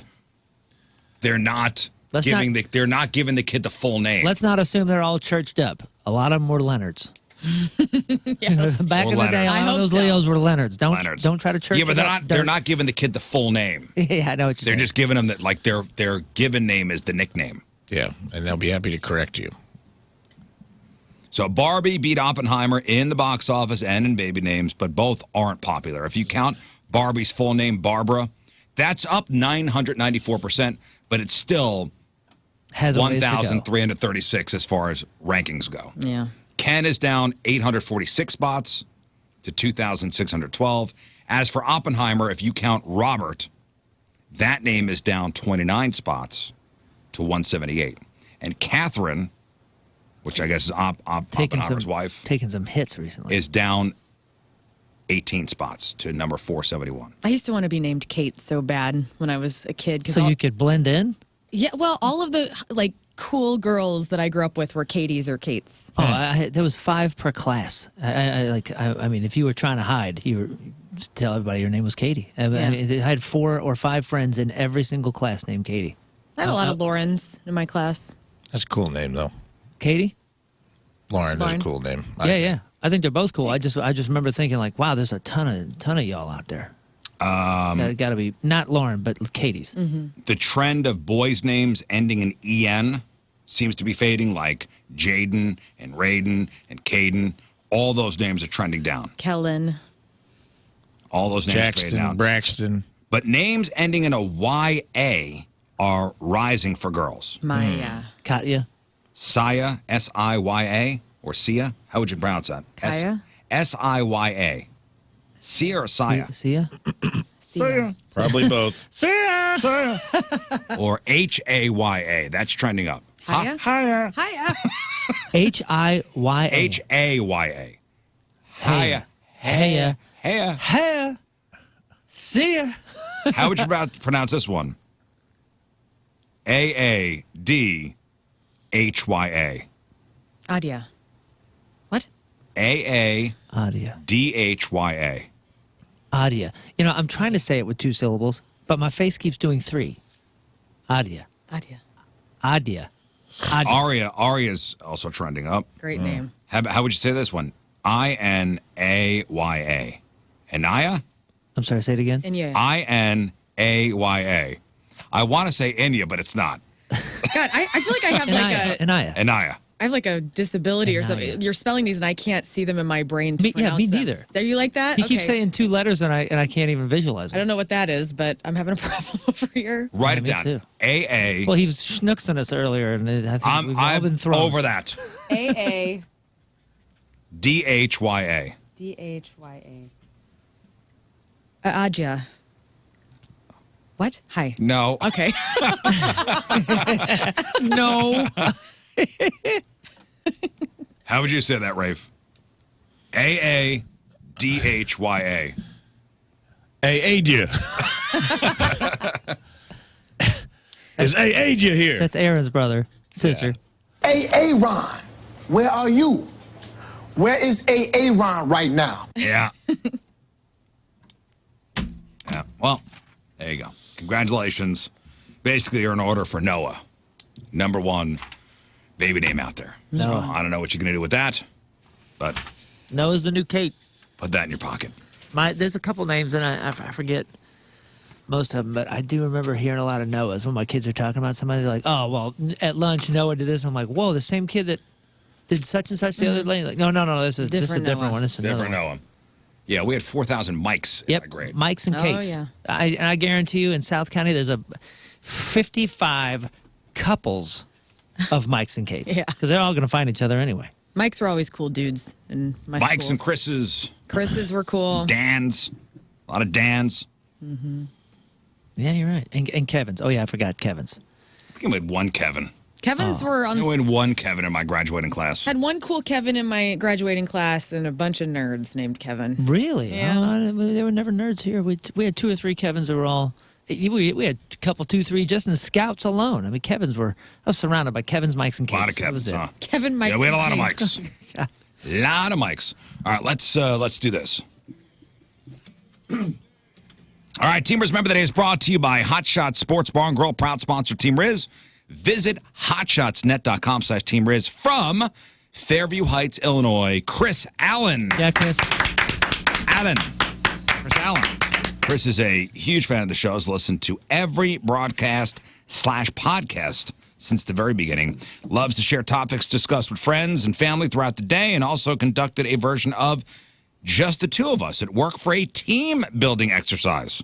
Nice. He appreciates the camaraderie between the crew and the impact the show has made on raising money for a variety of causes and charities. Well, thank you, Chris. Chris Allen from Fairview Heights is our Team Rizz Member of the Day. Get super sweet Team Rizz Member of the Day soccer jersey. Get yourself signed up 1057thepoint.com/Team Rizz. All right, we're going to take our first break of the morning. We'll come back with the Craigslist Freak of the Year semifinals. It's the first of 2 semifinal matchups pitting the number 1 seed up against the number 5 seed. Wowie. Guys, we're here. We're here. And I can't wait to see who moves on to the next round. Oh, me neither, The Rizz. finals. It's getting tight. It is tight. It's getting tight. So tight. So we'll find out who's moving on based on your votes, but Lern will read the 2 ads for you next. That means that they can. All right, welcome back to the program. Phone number 314-624-3833 or 618-398-3833. The Mick Ultra Studio Cams, 1057thepoint.com/Rizz. The socials at RIZZ Show. Your emails, RizzShow at 1057thepoint.com. Craigslist Freak of the Year semifinals coming up in just one moment. Crap on celebrities a little later on. We'll play Simpleton Trivia, give away some fabulous prizes, including tickets to go see The Urge next Friday, Black Friday over the pageant. Tickets to go see Green Day, big summer show, August 15th at the Amphitheater. We got tickets to go see the St. Louis Blues take on the Predators. Next Friday at Enterprise, we got tickets to go see John Mulaney over the Fabulous Fox in January. King Scott's out today. He'll be back tomorrow. Tomorrow, Moon and Lern are out. Bye-bye. Bye, everybody. We got Donnie coming in tomorrow. Oh, fun. Is Greg Warren going to stop by? I just texted him. His dad's getting bypass surgery, but he says he's going to try. Said, let me know later today. I would think this is way more important. That's what I said. I would think. Come on. I would think I've been wrong. Oh, that's terrible. Dads get bypass surgery. All the time. No, I think he'll be in. I think he's going to see how things play out today. Should be good. All right. Guys, it's time. Those are the horns that signify the Craigslist Freak of the Year semi-final. Yeah. We added some players, too. Bigger budget. Yep. Well, it's the semifinals. We got the bunting up. That's right. Lern is reading these off of a scroll parchment that we've had custom made. The combatants have entered the arena. Oh, and it's time. I know it's like this sounds like a royal fanfare, but it's not. Oh, it's not? not? The freak fanfare. The freaky fanfare. The freaky fanfare. All right, thank you. Okay, we don't thanks. need the singers. Wow. You guys could leave. Yes, you guys can get the hell out of here. I told you to leave them at home. You guys could hit the road because we don't need you. We don't need singing. All right, so we have the number 1 seed taking on the number 5 seed in this first semifinal matchup. Based on your votes, one of these ads will move on to the Freak of the Year finals. Whoa. Oh, man. Brings a smile to your face. Whoa. Wow. Well, it's a lot of hard work, guys. It was. Big news. A lot of hard work. You know, I mean, we saw a lot of dong this year, guys. Just going through these ads. Yeah, the ads. Yeah. Yeah. So. I knew what you meant. A lot of really weird stuff. Some of us are scarred for life, especially the 2 new members of the show. Yes. We put them in therapy. I've learned so much this year about sexual terms. And life in general. Like gunplay. And We all learned about that. what is it? Oedipus complex. Oedipus complexes, yes. And cake farts. And cake farts, yes. Well, cake farts. Still in. Still in. Gunplay out. Gunplay out, cake Oedipus farts can't remember. Oedipus still in. Oedipus in. Oedipus in. Cake Gunplay farts out. in. Cake Gunplay's farts out. All right, so based on your votes, one of these ads moving on to the final. So there'll be one semifinal matchup today. We take next week off for Thanksgiving. The week after that, another semifinal matchup. And the week after that will be the Craigslist Freak of the Year finals. And remind us, this is the Western Conference. On the Eastern Conference, what will be that semifinal? Because it's a heck of a competition. Well, that's going to be Preg Berube up against Susan Boyle. Ooh, boy. Don't ask me about the seeding because I didn't write those down. That's okay. It doesn't really matter. I do know it's the number 1 seed against the number 5 seed today. And Lern, let's get into it. Craigslist Freak of the Year semifinals. Experimental dinner, woman for man, 48 years old, Toronto. I've been a chef for 20 years here in Toronto. I've crafted some of the best menus in town. Now I'm uninspired. I'm finding traditional meals boring. Looking for an adventurous culinary guinea pig. I will host at my home because I have a pro kitchen. This will be a 10-course meal with wine. Our mouths will water together once we bite into this wild experimental menu. Instead of the usual proteins, I'll be using meats, spices, and vegetables that have the same taste and textures of human waste. There will be a course that will smell like old roadkill. This is not for the weak-stomached. All of the courses will be paired perfectly with a very expensive wine. There will be a dress code. You and I will not be wearing much. I'll put it that way. I also expect a romantic moment for dessert. No condom needed. You must be chubby so I know that you're a good eater. P.S. Want to try my special ice cream? Okay, there you go. That is Scatatouille. That's the number 1 seed in the competition. It was no surprise that Scatatouille would go on at least this far. Yeah. Scatatouille beat out Destroy Aikman, DeMonica Lewinsky, Morgan Wallen. Also beat out Little Bobby and John Wilkes Tooth. And here we are. Here we in are. The semifinals. Wow. All right, that's Scatatouille. And now your number 5 seed in the competition. Lern, coming at you. Cake farts. Man for woman, 28 years old, Seoul, South Korea.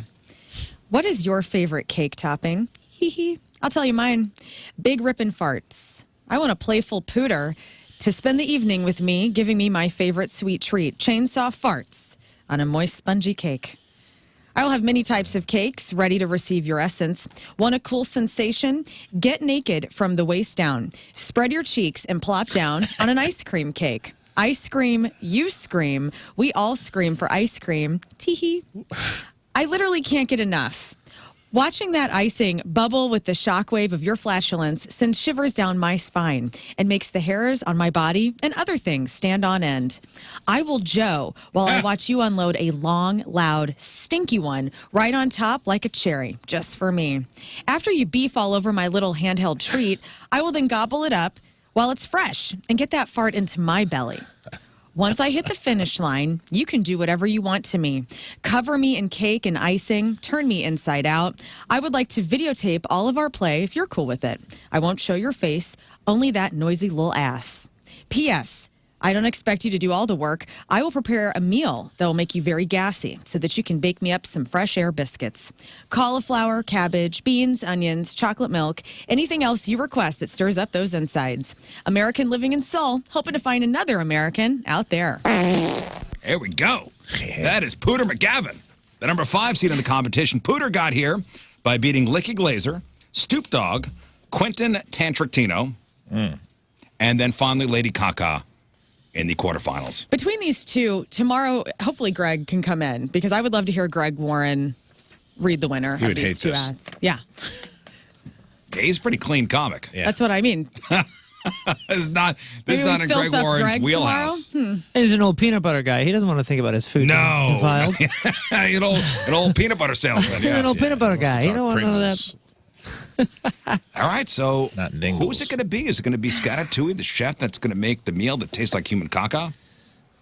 Or is it going to be Pooter McGavin, who wants to have you over to fart on his cakes and then gobble them up? Yum, yum, yum, yum, yum. To be honest, I think these are both semifinal contenders. I think they deserve to be here, but I think this is maybe the easiest semifinal I've ever had. Really? Go on. Yeah, man. The cake fart things, we've seen this before. I probably came across a few that maybe aren't as intense and weird and severe as this one. Just in this year, we've seen that video thing, that went around a couple years ago when we first were introduced to it. We've seen this stuff. The other one, League of Their Own. Yeah, I'm going Scatatui for me. I'm going Scatatui. Wild. Wild. Because of a number of different reasons. Reason number 1, how does the chef know what human caca tastes like? That's what reason number 2. And then to have in their head, by the way, that it's a woman. First of all, it's a woman, which adds to it. We're freaks too, man. I know. But typically in a more sensible way. But to then prepare a meal that tastes like this, and roadkill, and you throw in the special ice cream, and to think that somebody will answer this ad and go, okay. Yeah. Yeah, she's playing a different game. That's a different league, man. I don't know. For me, cake farts is like so much fun and real freaky. And what? And to me, the sex part of the Scatatui is like normal sex. Like they're raw dogging each other, So like I'm not. Yeah. To me, I look at these. I look at these from a sexual lens, right? That's I want my freaks to be crazy sexual, and so for me, I'm going cake farts because there's something about that. There's joeing. I don't know. Okay, I mean, spoken like a true rookie. I don't know. A meal that tastes like human excrement. What is this guy's eating a fart? Yeah. But we see that a lot. Pooter McGavin has everything from Scatatui plus the element of toots. Another element of like wanting to fart in his belly and wanting to Joe and all this. Like the sex and the caca are almost separate. Yeah. And then Scatatui, I think Scatatui is maybe grosser. It's gross. It's a little more gross on a level of like the taste that they want to eat, but I think as far as freaky goes, I think trying to find somebody to spread their butt cheeks and plop on an ice cream cake's a little freakier. I do too. To me. So, and it has all the elements of the guy still wants to eat dookie. I understand why you guys have been fooled. The guy wants a fart-flavored cake. Fresh. I think there's a lot of dressing here. I think when it comes down to the meat of the of the Thanksgiving is a holiday. It's all about sides. So It's true. Yeah. There's a lot of window dressing here. Yeah, there's nakedness. He's still looking for, like a gal to be pantsless and doing certain things and whatever. I don't know. This is just your Scatatouille is just a weird dinner and some sex, and the cake farts is like I want to watch you. I want to the weirdest dinner. Like it's very. I have like this visual of this like pink cake in my brain with a big ol' ass. Like that's just the problem. Down is on there's it. plenty of visuals of that here. I mean, just look it up. Remember the one video I think we showed you? Yes. Like that's what I mean. We're looking for the freakiest of the freaks, and this is we've seen the cake fart thing. Well, we've seen 2 Girls, 1 Cup. Oh God. Oh God. We don't need to. Yeah. We don't need to bring that up. I'm just saying we never saw the other thing. I'm just saying. We don't need to it all The exists. PTSD from that We video. don't need to talk about that. It all exists. All right, it's up to you guys. Vote via Twitter at RIZZ Show. You got Scatatouille. You got Pooter McGavin. One of these 2 combatants move on to the finals, the Freak of the Year finals. Man. Good luck, Crazy. everybody. Good luck, everybody. Yeah, discuss amongst yourselves. Retweet. Make sure. Discuss amongst yourselves. Have a healthy debate, which is what we do here. A healthy debate. Look at the look on this gal's face. Oh no. Oh, is that the cake farter? Well, that was the one that made it famous in 2008. I can't believe cake farts have been around so long, and I'm So just now long, getting hip guys. to them. That's what I'm You saying. didn't know what running a train was either. No, I did not. We And see now this I do. stuff a lot. I guess that's why perhaps I've been anesthetized to such a thing, which is why the other one was so shocking and stuck out so much. But man, Our dear Lern was so naive before coming to this radio program, and I've had to have so many talks with my husband. yeah. you've been ruined. I've been like, "Do you know what sounding is?" And he was like, "Yes." Oh, sounding. Oh, yeah. You learned so Yes. much. Don't- I'm like, what don't speak vocabulary these word words. did I learn on the show today that I can You bring joined home the to my show family? in May? April. April. We're 8 months in. Almost. Man. In 8 months, you learned a lot. I'm slowly turning into Scott Rizzuto Part 2. Yeah. 7 months. 7 months. So, whatever. Almost 8. Whatever. 7 months. All right. Learned So I'm gonna much. answer this question. Zombies, asteroids, another Y2K. In general, how do you think you would fare in an apocalypse? I'm out. First hour. Straight You're out? Mm-hmm. How long could you survive? Lern's gone within an hour. Bye, everybody. I loved you.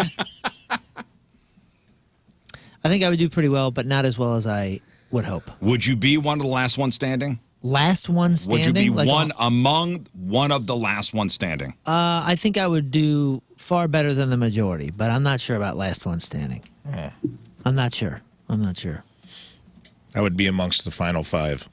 Oh, wow. Said the guy that said he'd hit 40 home runs. I don't know, man. That's the last 5 on the planet. Been storing that one away for a while. Huh? Listen, I would. Would I make it? Would I make it? I don't know if I'd make it to the final 5. I think I would do okay. I'm just saying that's big talk. The last 5 Amen. on the planet. There's a lot of people Listen, out there a that third know of what us, they're doing. a third of us think we would be among the last one standing. I remember 66% would die in Crocs. It's not a. Yeah, I'm just saying. That gets me in the top 30% right there. There's 30 people that have TV shows about this. Les Stroud is going to be It'd one of them. me, Bear Grylls, Rachel Ray, And the Pope. Everybody, because he would be inside that little glass car and they couldn't get him. Yeah. all the finalists from Alone. And one of the Real Housewives. Just I don't for know which fun. one. I think I've but been one watching. won. I think I've been watching too much Alone, and it made me realize there's a lot of people out there that have a ton of skills out there. Out of this room, though, I feel like Rafe would be the one out of all 4 of us that would survive the longest. Followed I closely, think I have second some Moon. solid survival skills. You're by the number way. 3. I'm last place. I have some solid survival skills. No, you don't. I was an Eagle Scout. No, you weren't. He was. Got kicked out for You come- being too cool. You get upset if somebody steals a parking space. It's true. Well, Now, an Eagle who Scout doesn't? doesn't mean patience. Oh, It's hard to run from No badge for zombies that. with No shins. Oh, no. I have shins. They're small. They're mighty. Itty-bitty.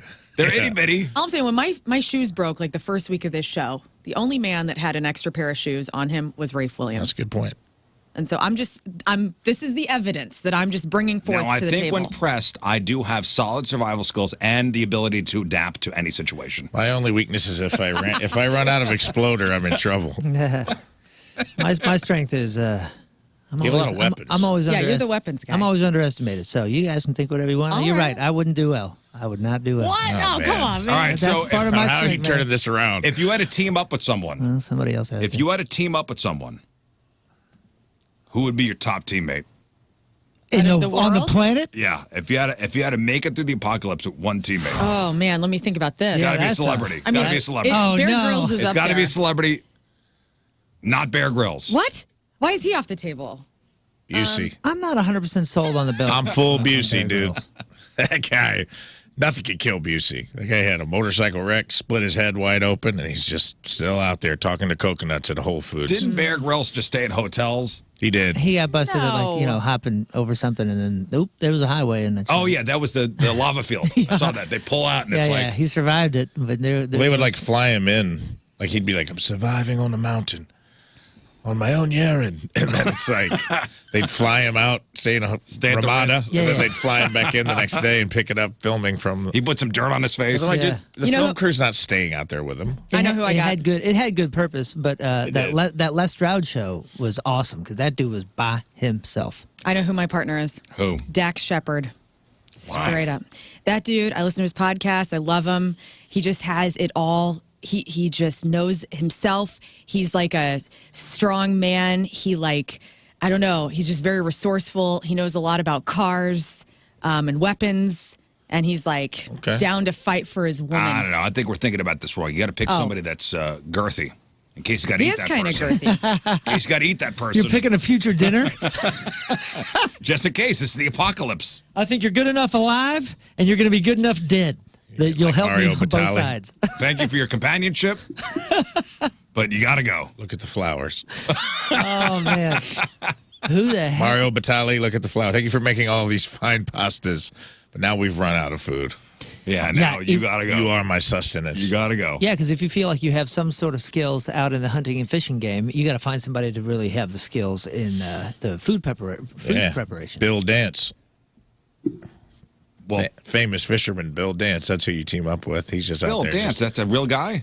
yeah, Where dude. does this- Never where heard does of Bill this- Dance before? No. Where does this take place too? I mean, if an Most famous apocalypse fisherman in the world. and if an apocalypse happens, I mean, vehicles are going to be done, the refining of gasoline and all that kind of stuff. Oh, yeah, That's all.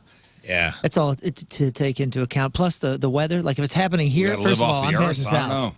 I'm heading south immediately if it happens here. Well, people were asked to name the top teammates they'd want on their apocalypse survival team.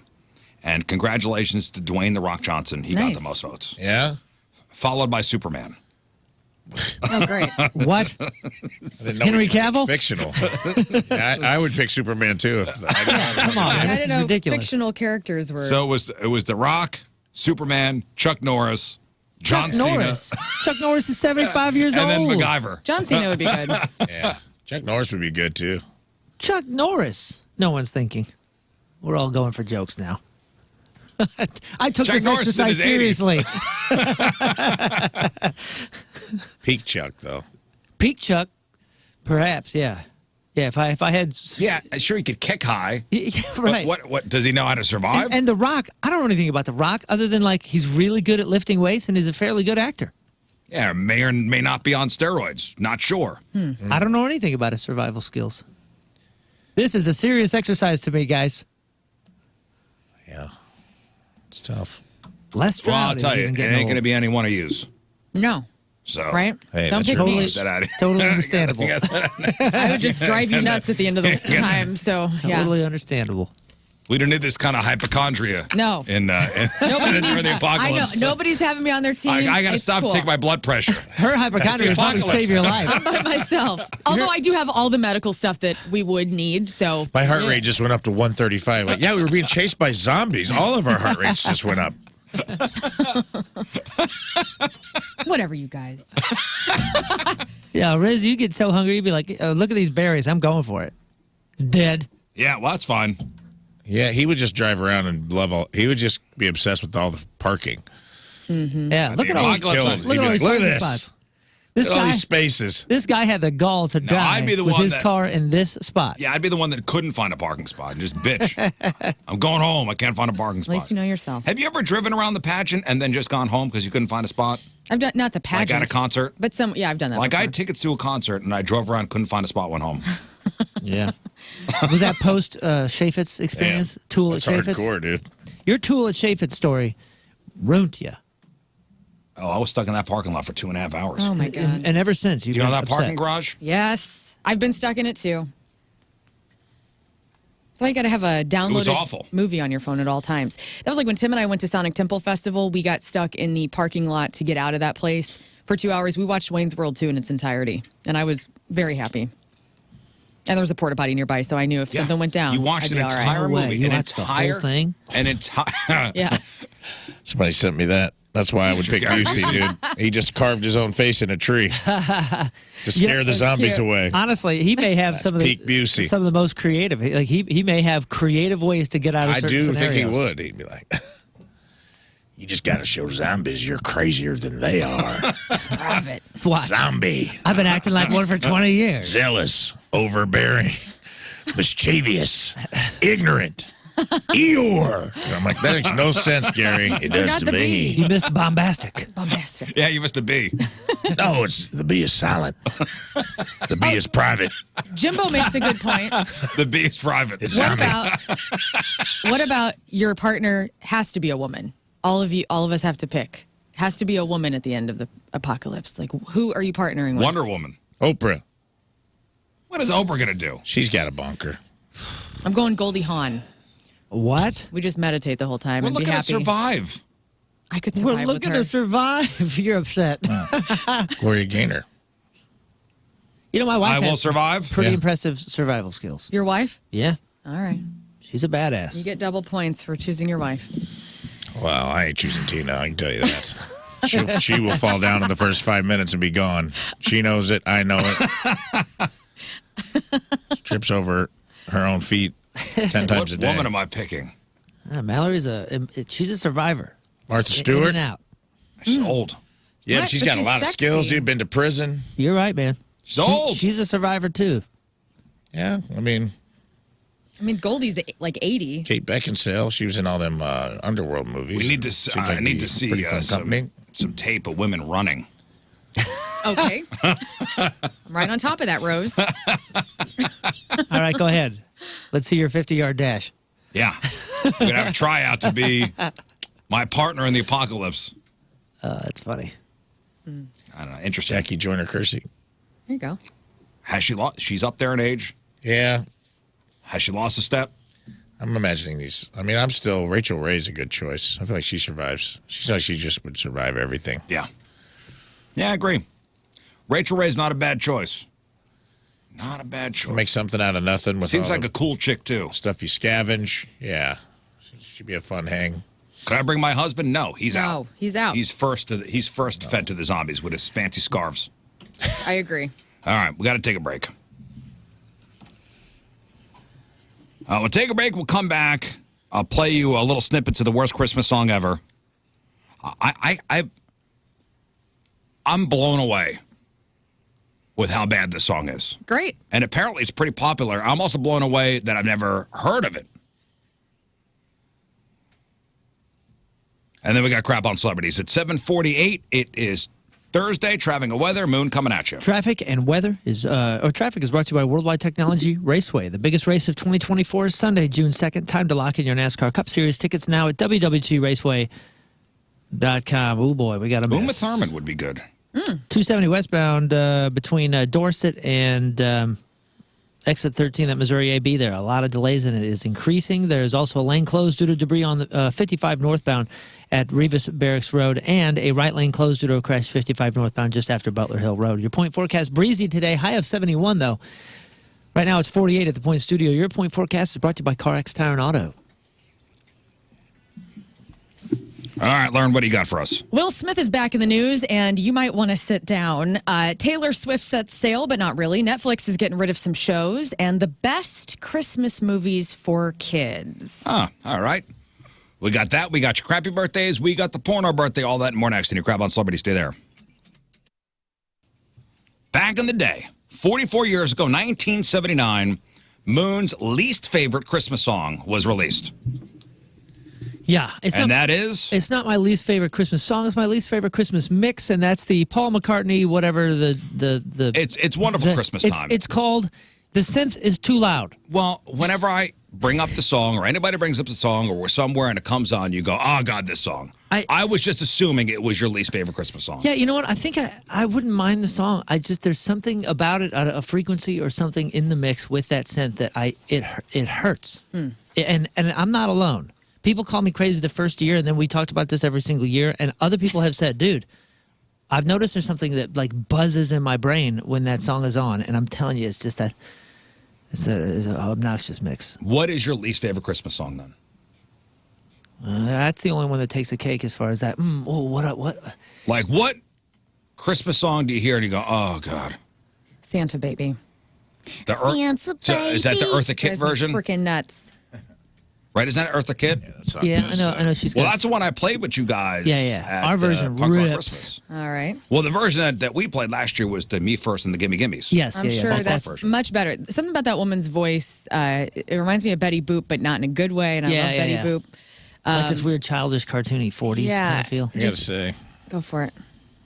Yeah, the Santa Baby is disgusting. But so is Paul McCartney's Simply Having a Wonderful Christmas Time. It is a complete dog turd of a Christmas song. It is garbage. Yeah. It's garbage. But especially when you look at like John Lennon. They had to come into the studio at some point, right? And he's like, I wrote a song. It's about war. It's like, so this is Christmas. And what have you done? Yeah, that's Merry Christmas, war is over. Yeah, and Paul's Happy like, Christmas. I wrote one too. Is it Happy Christmas, war is over? Yeah, Happy Yeah. Christmas. And then Paul had to like go next, and he's like, A little one up them. I wrote one too. Simply having a wonderful Christmas time. They're like, Paul, get out. You're out of the Beatles, actually. That's what broke up. Probably might That's be. exactly right. Paul Christmas brought that album. song in, and he goes, "This is a good song for us." I don't think I really hate any of them, but I know that a lot of people hate that Alvin and the Chipmunks one. I hate it. Oh, that song sucks. See, I like it because I've never liked it when been I was a kid. overexposed to it. Yeah, when I was a kid. If I worked in a shop or something and that played every hour, I bet you that would hit. Oh, it would drive people crazy. Yeah, that would hurt. I also do not like Last Christmas from George Michael. That song could go to hell. It grew on me. I disagree on that. But that one was weird for me for a while, and then I kind of appreciate it now. At least it's different. At least that's like one of those. I mean, if you're building a set list or something, or a playlist, if you're the one that's selling shoes and you're building the playlist of Christmas stuff in your shoe store, that's got to be on there. It's a staple. It's a staple, and it breaks up all the other similar stuff. Also, Last Christmas almost sounds like it's just poppy. You know, it Yeah, could it's a almost Wham be a song. song in and of itself. But you want to make me just cry on Christmas morning? Eagles, Please Come Home for Christmas. Know that song? Bells will be ringing. Don Henley. Oh, my God. Oh, what about the Bruce Springsteen, Santa Claus is Coming to Town? That's the Bruceiest of Brucey that Bruce can Bruce. Rudolph. Santa Claus is coming. What'd you say, Bruce? Hand of trouble, devils Now, and I've played you guys Dominic the Donkey before. You guys know that song, right? Yeah, dude. Maybe. Oh, you don't know this? Oh, Educate me. Man. This is all the Italian vibe of This was a Christmas staple. hee-haw, hee-haw. Dude, it's so ridiculous. This was a Christmas staple on the East Coast. I probably have heard it, I guess. It's got a mix. It's so East Coast cultural that like I feel weird singing it if I'm not just singing along quietly, because I feel like I'm really close to almost like racially, or not racially, but like, you know, like culturally saying bad things. Hey, jingity jing, it's Dominic the donkey. Jingity jing, the Italian Christmas donkey. La la la la la la la la. That's why I like to come in. La la la la la la list off a whole bunch of Italian stereotypes, but that was a part of my childhood. I can't come in until the la la la because I feel like there's like, is it epithets or something? What's the word there I'm looking for? Effication? No, like what is it? I think it's epithets. Epithets. But I feel like I don't have enough Italian blood in me to say certain words, and I don't know. Give me your hand. I give you permission. Permission to say the J words? It makes me feel uncomfortable. I don't know if that's just... What J words? I don't know. I'm not going to say them. I don't know what he's talking about. I don't know what he's talking about. That's my point. You're all good people. It's all What are you good. talking I don't know about? what J word? I did the jingity jing. I don't know what that means. And see, make it a sound. Bells. It's just the bells. That's what I would hope. Jingle bells. I just don't want to do it on my own and have somebody be like, yo, dude, what are you doing? I think he's saying. I think he's saying chingity ching. It's chingity ching. Chingity ching? I don't know what that means. It's the bells. You understand my apprehension. Well, in this world, yes. That's what I'm saying. It's all good. Yeah, I join in on a lot. Chingity ching. 7% Italian. I'll tell you an underrated Christmas song, because I don't think it gets lumped in as a quote-unquote Christmas song, is the opening song from Christmas Vacation, dude. Yeah. That song rips. What is it's like Mavis Staples or somebody like that. It's like, this old house sure is looking good. That's a great song. Hip, hip, hooray for Christmas Vacation. Okay, so Somebody should pull that clip. So you guys never heard of Dominic the Donkey. When I moved here, I never heard of Christmas Shoes. Oh, new song? I don't know what that is. It's like a Christian... No, that is either. We only play the hits at my house, all right? This was like crazy big in what, mid-90s, I think? I think, yeah. I think it's because of the old radio show Stephen DC it got big. Everybody knows there's not a better time of year. Yeah, this rips, dude. Hear that sleigh. Santa's on his way. Hip, hip, hooray for Christmas Vacation. This is a great song. Is this in rotation? Yeah, why is it It's not. It should be in rotation on every radio station. It's not. You only hear it when you watch this movie. Which sucks, because I would love to do this at Punk Rock Christmas, but nobody knows it. I bet they would. That's a huge movie, dude. Yeah, fine. This is the Christmas. Everybody would come in there. Everyone knows 2 words. They would. This would rip it if you did it. Sure is looking good. Got ourselves a finest snowman in the neighborhood. That's a great song. The whole thing. Yeah, that's a good one. Okay, so we got a lot of Christmas classics. Songs we've heard of, songs we've never heard of. Now, on that tip, the never heard of. I never heard of the song. It's called An Old-Fashioned Christmas, Daddy's Home. It's from 1975, and it's from a woman named Linda Bennett. Daddy's home. Daddy's home. Daddy. Hey, Daddy. And a radio guy posted about this song that he'd never heard of before. He said, this is the worst Christmas song ever. I go, okay, fine. And I went, oh, my God, this is terrible, this song. I guess the RFT did an article about this song 12 years ago on how bad the song is. It's quite a roller coaster of emotion for the holidays. Here we go. I'm going to play this in 3 parts. Okay. Again, it's called An Old-Fashioned Christmas. Now, she's singing, and then all of a sudden, like a radio broadcast breaks in the middle of the song. Cool. Here we go. 'Cause the bus takes each night is always right on time. It's gonna be a very Merry Christmas. Here we go. We're sorry to interrupt this program, but a bulletin has just been handed me. There's been a serious accident involving the number 5 bus out of New Haven. The only information we have is that the bus skidded on a patch of ice and slammed into a tree. Oh, my God. Stay tuned to this station for further details. This is part of the song. Dad's dead? Dad's dead. Dad's bus. I definitely don't want to be listening to this. Dad's I thought I was going to say, we interrupt this song to say that Santa has been spotted over... Dad takes the number 5 bus. And Dad's on the bus and he's dead now. Great. Merry Christmas. The bus skidded on a patch of ice. Crap. Now we know why this wasn't a hit. Well, because it was rocking for a minute. As somebody who has a dead dad, I will say that it is nice that a Christmas song was written for those of us who maybe don't have their dads on Christmas. But I don't want to hear about the murder on Christmas. It goes on. Well, Mommy, isn't that the bus? Now the kids start singing about. My God. Daddy was on. Now the kids start singing about dead dad. Oh, said he was getting me a BB gun. Mommy, isn't that the bus Daddy rides each night? Put your mind at ease, my children. Everything's all right. Oh, is it? It's gonna be a very Merry Christmas. Another radio bulletin. Here we go. Ladies and gentlemen, I've just been handed the latest report involving bus number 5 out of New Haven. And from all indications, we're sorry to report that there were no survivors. Oh my gosh! This is not real. Dude, this reminds me of like something they would play at a Hell House. There's no You ever way. go to one of those? I swear This to God, isn't this is a possible. real song. What You better hope planet Daddy's is soul this? was saved. This is what the entire series of 6 Feet Under was written about. Can you So- imagine? So there's multiple people, multiple musicians have been called into the studio. There's producers, engineers, and everybody thinks this is a great idea. Linda, good job. Yeah. What? I like the break-in, by the way. It's beep, beep, beep, beep. It's the most annoying. Let's find the most annoying sound ever and just put it in the middle of the song. How's Paul McCartney sounding now, Moon? Pretty Compared to darn this. good. Well, at least this is mixed well. All right, here's the ending of an old-fashioned Christmas. Daddy's home. Or is he coming home?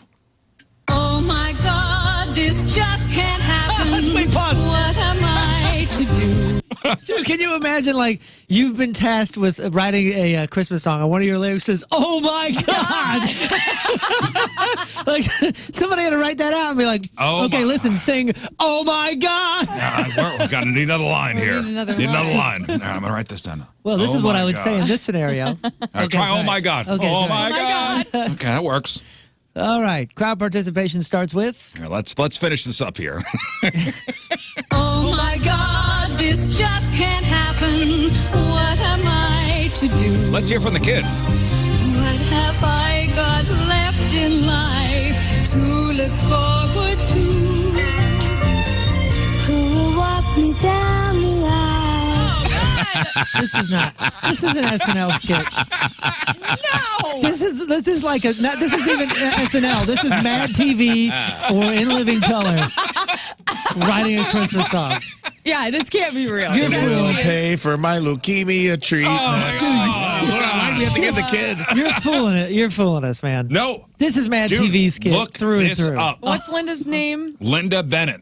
Who wrote this? An old-fashioned Christmas. Daddy's home. Were you on like an article? You're looking at fake news on. The Onion? Yeah. No. All right. I'm just making sure. I don't know what this world is. So. No.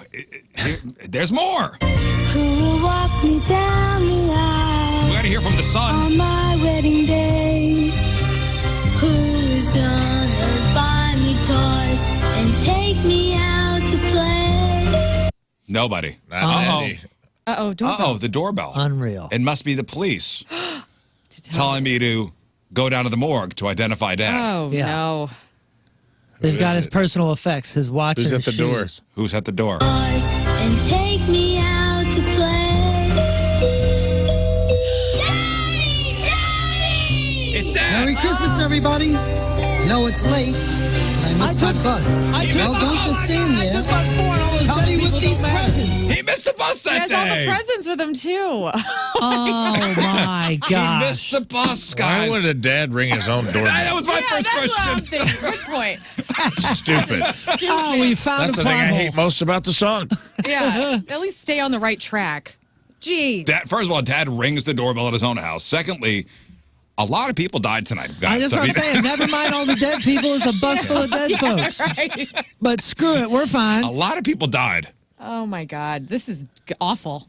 This is the Daddy's got survivor guilt for Christmas. What year was this? 1975. You know what I'm starting to think? In the 80s, when we were watching movies that were made about 10 to 20 years before, think about what was being made. A lot of it was all the tragedy stuff. What's that? Little Orphan Annie, and like Christmas kind of had like a tragedy twist to it, and it was selling well. You know what I mean? So maybe this was just like, yo, let's take it to the max. Let's This make is the max. Let's make this gnarly. It's actually kind of making more sense if you start thinking about some of those old. Remember those old, like the movies that were just like. It was always impoverished families, or dad lost his job, And and there we've was some lost kind of everything. melancholy- We're god dang bankrupt, and here's Christmas, here's coal. Like There the was whole some thing kind was of about crap. melancholy shadow over everything. That's what I Guys, mean. Tiger Hawk says, plot twist, it's actually Dad's twin brother. Yeah. Dad's ghost. Here we go. Well, let's finish it. Everybody, know it's late. I missed my bus. Well, don't just stand there. Help me with these presents. It's gonna be a real old-fashioned Christmas for my children, their daddy, and me.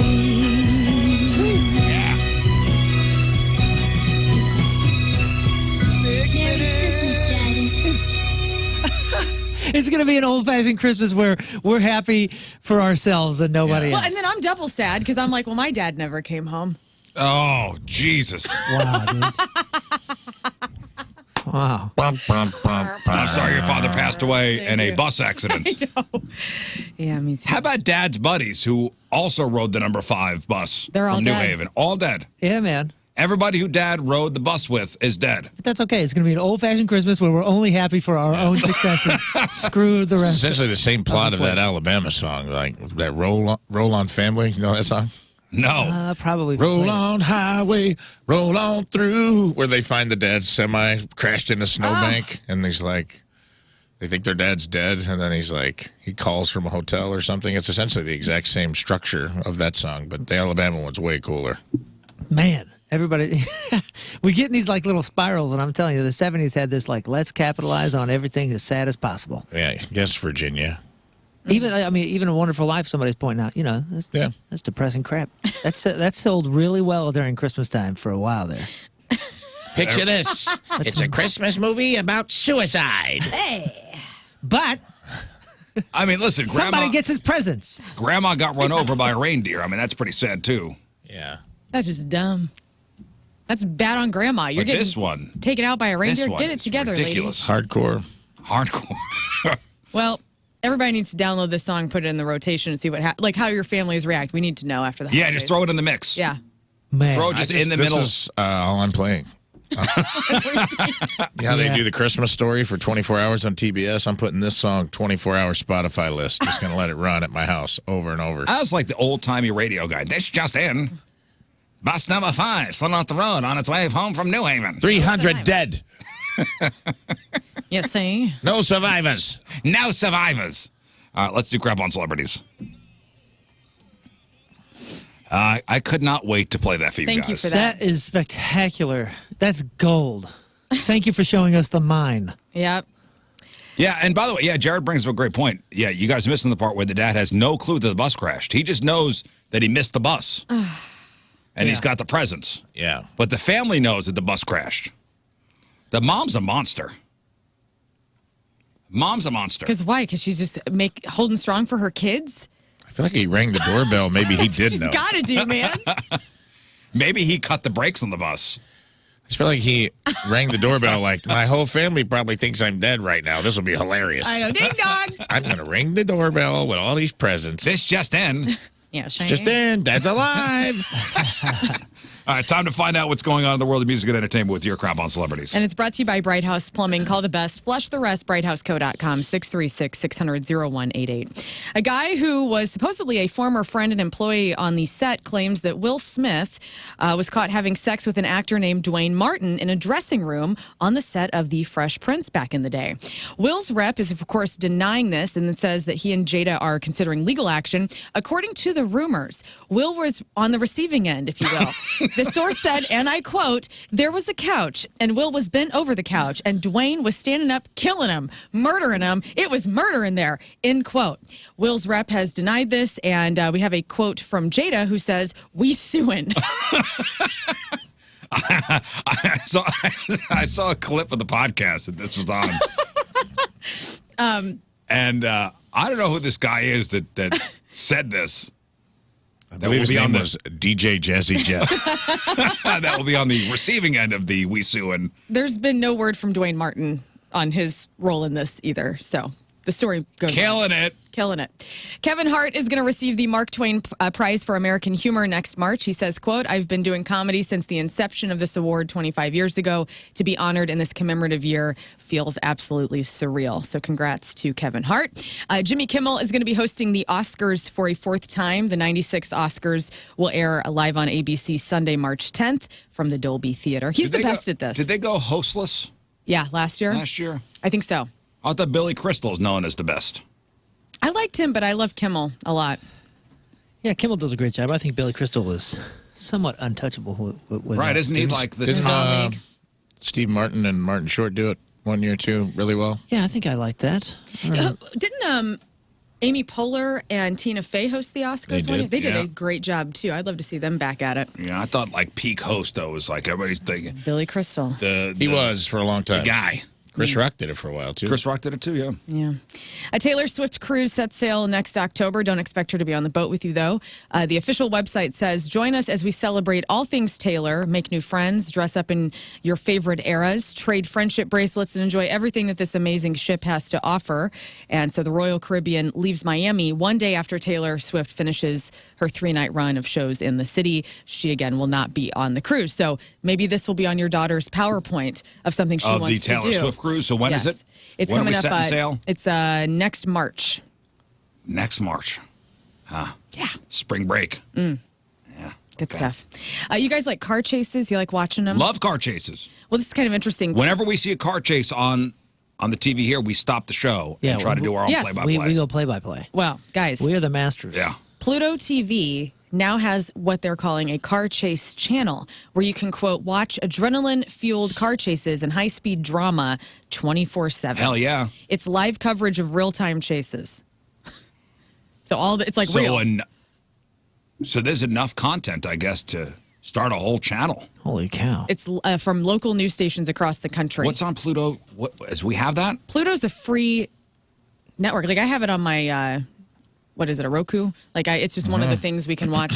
Is it like a downloadable thing, Pluto TV? I'm sure it is. Yeah, it's just an app. I'm all about It's it. free. Didn't something come out on that? I thought the Weird Al movie. Maybe that was just on Roku. Oh, no, Weird Al was Roku. Yeah. Anybody see that, the Weird Al movie? No. Scott probably did. No, I think Scott did, yeah. Moon sent me this backlash as Netflix cancels 5 shows at once, including its best series, which apparently is a show called Shadow and Bone. Best series for people that are into that. Like, that was... What is that? Definitely like I've never seen it. Was that the one that was... It's a fantasy series. Yeah, I mean, there was all that... there was... Video game spinoff, yeah, maybe? The Witcher and all those kind of things. I think it's somewhat in that zone. I actually turned on Netflix for the first time in a while last night. What'd you think? So the Sly documentary, I got to watch that. I watched it last night. Good? Was good. I watched that in the first episode of 6 Feet Under. Have you seen that before? Have you seen 6 Feet Under? I watched different episodes when it was on HBO in the past, but I have never watched it all the way through, and I started it last night. I see that. I'd never seen the pilot. Whenever algorithm, I hit, I'm being fed Botched, the bad plastic surgery show. They're pushing that hard. Oh, so they're pushing that on you too? They're pushing that on everybody, and Suits and a couple other things. Suits? Remember, Suits was like the most watched show of last year, and all they're doing is like, I mean, I hate to say it, but that strike just like really strengthened Netflix to show all that they have and all their foreign studios. So they're pitching a lot of like foreign studio stuff and all the things that they were making while Hollywood shut down and cost itself $1 trillion. They're like, here's all we got, and they're just bombarding us with all the things that they still have. And that Shadow and Bone thing, that's a surprise that went off, because that's a Netflix series. Right. That was, what's that guy's name, Ben Barnes?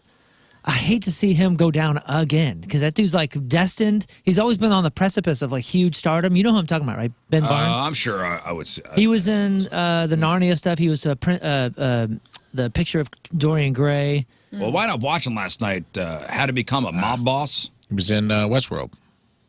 Yes, well, yeah. He's a really good-looking dude. Shoot. Does T-Mobile commercials. How to Become a Mob Boss, Yes. which is, it's like a 5-parter. What'd you learn? I just got through the Al Capone episode. Peter Dinklage is the guy that narrates it. Oh, right on. I like It's a whole different, like, how to become a dictator, how to become, a cult leader. There's a whole bunch of different. So How to Become a Mob Boss is the new one. Oh, that's the next part of the series? And it's Peter Dinklage, and I love his voice. I do too. Yeah, man, they're crushing. This is Ben Barnes, by the way. You know this guy. Oh, I've never he's done seen a lot him. of stuff. Other shows not returning to Netflix: Agent Elvis, Captain Fall, and the Kim Cattrall series Glamorous, as well as the sci-fi comedy Farzar. Oh, so they will not be coming I've ever back. seen or would have been on my radar. Same. We talked about Sammy Hagar yesterday. He was on Stern. He was talking about this Best of All Worlds Van Halen tribute tour. And he said in the interview that he welcomes Alex Van Halen and David Lee Roth to come to dates on this tour.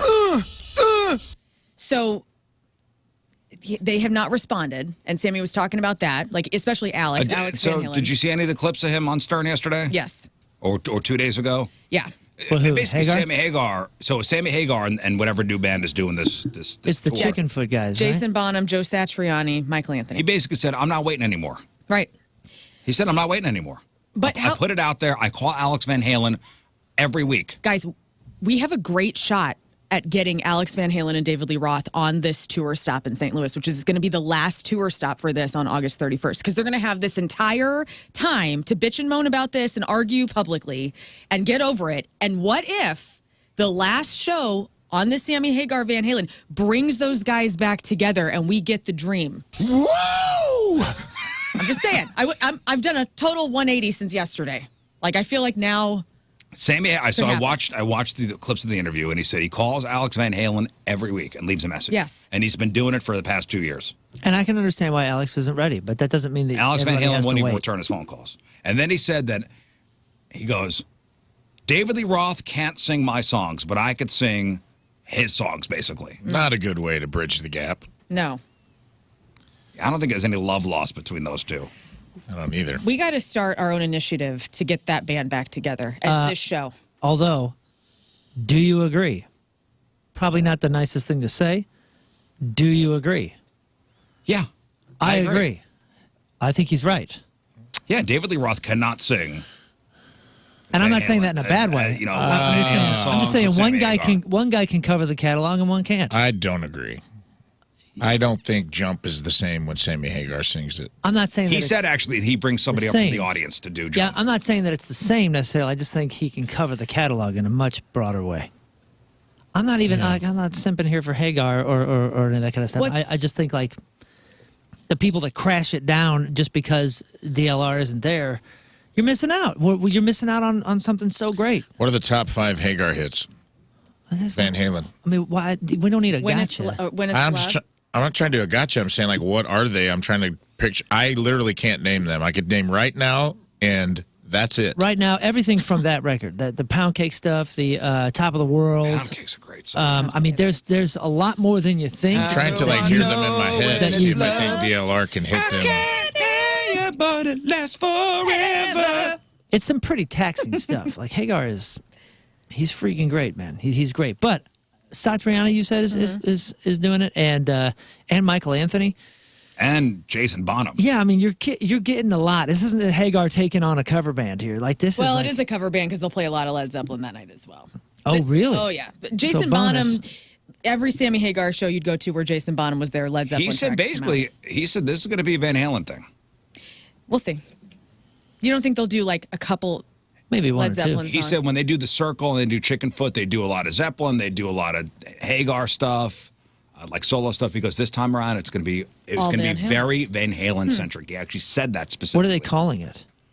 The Best of All Worlds, which is a take on Best of Both Worlds. Oh, that's cool. But what I think about this also that's cool is they're inviting local musicians from each city stop that they're going to be a part of the show if they want. So like, like Devin Allman comes to mind to me. He lives in St. Louis. Like maybe he would come out and play guitar on a song. Yeah. You know what I'm saying? I think Or maybe you guys would get asked. Like that'd be cool as hell. Yeah, I think there's a lot of wrong ways to do this, and I think they're doing it one of the few right ways. Okay. He said it's just a celebration of the music.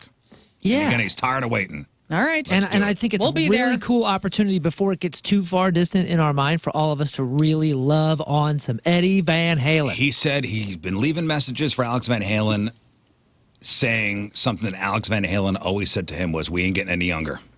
Yeah. It's an interesting interview. Used to say. Well, here's another thing that's going on. An early member of Linkin Park has sued them over royalties he believes the band owes him for his contributions.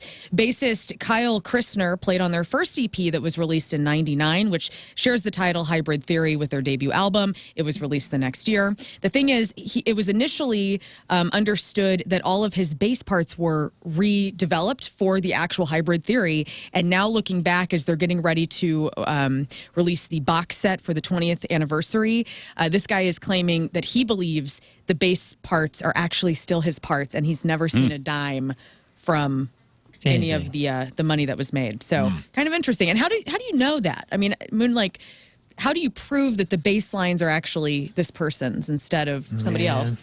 Is that hard to do? I don't know, but I don't know where the tech was as far as Pro Tools goes back in '99 and what that was. Files and what, stuff yeah, like that. and what you could determine as a file that was originally You see, recorded. my bass line was dun dun dun dun dun dun dun dun dun, and his was dun dun dun dun dun dun. I'm not sure. Thanks, Vanilla Ice. I mean, if it's on his side, I don't know how far the digital forensics could help or hurt him. I'm not sure. I'm not really sure. All right. It's an interesting question for lawyers and engineers.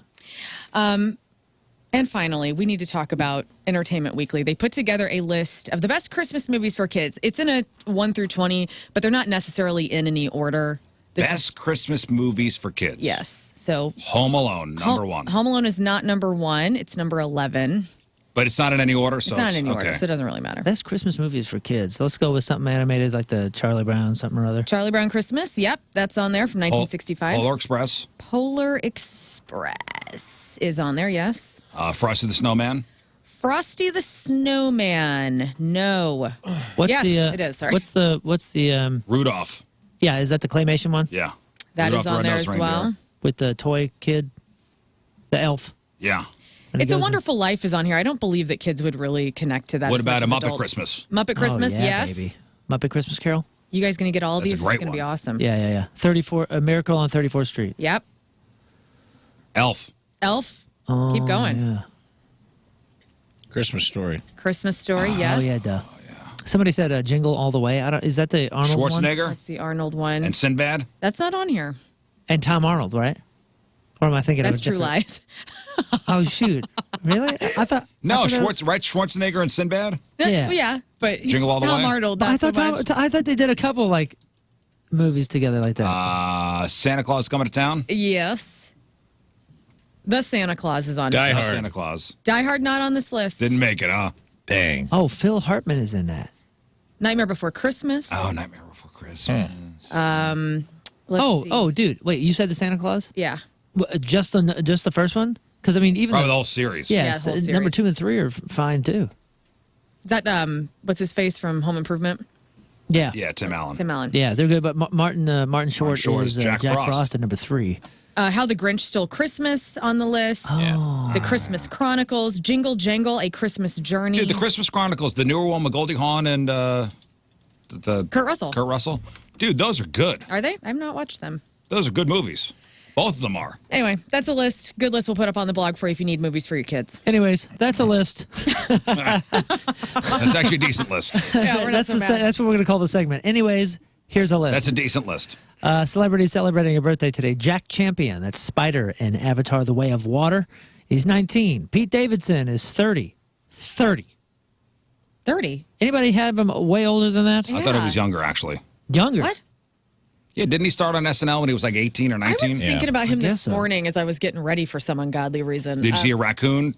No, what rooting a through your meanie. trash? Is that? I was thinking about him and Kim Kardashian and how they dated and how damn strange that is in hindsight. And I was just like, I don't know. Pete Davidson has exited his 20s, and he is now 30. Good for him. Maggie Gyllenhaal is 46. Oksana Bayul The Ukrainian skater. is 46. Michael Irby, that's Bishop in Mayans MC. And Cristobal in Barry. He's 51. Martha Plimpton, Steph from the Goonies, is 53. Brian Abrams from Color Me Bad is 54. Lisa Bonet, 56. Dwight Gooden is 59. Terry Labonte. Dwight Gooden. Yeah, man. He missed a World Series parade because he was high on crack. Really? Yeah. Different times. Yeah, and when he came back and realized that, didn't he say he didn't remember some of the game? He pitched on coke all the time. Him and Darryl Strawberry were like coked up during games for the Mets. It was a wild Dude, there's a great 30 for 30 with both Dwight Gooden and Darryl Strawberry. Really? Together, talking about the 86 Mets. And Because they both went to the Yankees, too, and won World Series, too. That Mets era was pretty cool. It was pretty cool. Dwight Gooden is 59. Terry Labonte, the NASCAR commentator, is 67. And David Leisure. Joe Isuzu. The amazing super liar, Joe Isuzu. And Richard Mulligan's neighbor, Charlie, on Empty Nest, is 73 years old. How? 73, huh? 73. David Leisure. What a name, too. David Leisure. Like, you have to be... does a guy named Leisure yell a lot? No, but, man, he was cool on that show. Empty Nest. He's got to be. His name's Leisure. Which was, the Golden Girls spinoff. Today's porno birthday, which is being brought to you by Patricia's, where fun and fantasy meet, is Carly Banks. And today's birthday girl has been in 281 fine films, including 3, 2, 1, Let's Tickle. Cool. Blondes in Black Leather, Bound and Gagged Captives of Chloro, Feeling Les, Footlick Fun, Hot Rod for Sinners, Knocked Out Beauties 15, Naked College Slumber Party. She was in Noisy Naked Tickle Fights, Struggling Sluts, and Who Could Forget a Role in 2007's Wrapped Up for the Holidays. Oh. 'Tis the season, guys. 'Tis the season. Carly Banks is 38 years old. That's your porno birthday. Those are your crappy birthdays, and that was your crap on celebrities. All right, we'll take a break. We'll come back, and let's play Simpleton Trivia. Moon, you're going to need the 10-second clock. 10 seconds. 45 I'm sorry, 45 seconds. 45 seconds. And 10 seconds would be tough. It's 10 questions, 45 seconds. That's what we go. 10 questions, seconds 45 seconds. On the clock. So we'll get you on the phone, and you have a choice. You could either answer the 10 Simpleton Trivia questions yourself, and if you get them all right, you get your choice of prizes. Urge tickets, Green Day tickets, St. Louis Blues tickets, or tickets to go see John Mulaney. Or you could pick one of us, myself, Lern, or Moon, and you could bet on whether we will get them right or wrong. Correct. Fun. Do you want to throw anything for anyone brave enough to do it themselves? Anything extra? Yeah, don't they get like one of each? Get two tickets. Two tickets. Two tickets. All right. Two tickets. Two events. Two events. Two events. There you If go. you do it yourself. If you do it yourself and you get it, you get 2 events. Right. But if you pick one of us, you only got one. But you have to pick whether we'll get them all right or not. Wrong. Right. And if you get one wrong, you're out. And you can pass once. You can pass once and come back to it. And I recommend you do if you feel stuck. Okay. Simpleton Trivia. A lot of rules. Every game on this show. Every has a game lot on this of shoe's got a rules. lot. Yeah. I said every game on this shoe. Yes, I did. Every game Every at game at Schnucks has a lot What of is rules. wrong with me today? Well done. You got Schnucks and shoes We on don't the have brain, to bring boy. up the Schnucks thing again, okay? Hey. It's 8:35. It is Thursday. Traffic and weather, Moon coming at you. Traffic is brought to you by Worldwide Technology Raceway. The best race of 2024, the biggest race of 2024 is Sunday, June 2nd. Time to lock in your NASCAR Cup Series tickets now at www.raceway.com. We got a left lane closed due to a crash, 270 southbound just after I-70. We also have delays, 270 eastbound between 44 and Manchester. Average speed down to 30 miles an hour, and still 2 lanes closed due to a crash, 55 northbound after Butler Hill Road. Your point forecast, breezy today, high of 71. Right now it's 52 at the Point Studio. Your point forecast is brought to you by CarX Tire and Auto. All right, so we got tickets to go see The Urge a week from tomorrow, night after Thanksgiving. Friday, November 24th over the pageant. We got tickets to go see Green Day with Rancid. Point Big Summer Show, August 15th at the Amphitheater. We got tickets to go see the Blues a week from tomorrow. Enterprise Center, taking on their division rivals, the Nashville Predators. And we got tickets to go see John Mulaney Friday night, January 12th, over at the fabulous Fox Theater. We are playing Simpleton Trivia. So you guys on the phone, you have a choice. You could do the contest yourself, or you can have one of us do the contest for you, myself, Lern, or Moon. Rafe will give you 10 seconds. You have to answer all 10 questions in 45 seconds. You could pass once. If you get one wrong, boom, game is over. Next. Or you could have one of us play, and you'll bet on whether we'll get it right or wrong, whether we'll be able to complete the 10 questions in 45 seconds. Now, if you do it yourself, you get your choice of 2 prizes. Yeah. Ooh. Or if you have one of us do it, you only get 1 prize. But you can bet against. Right. So, increases your odds. Okay.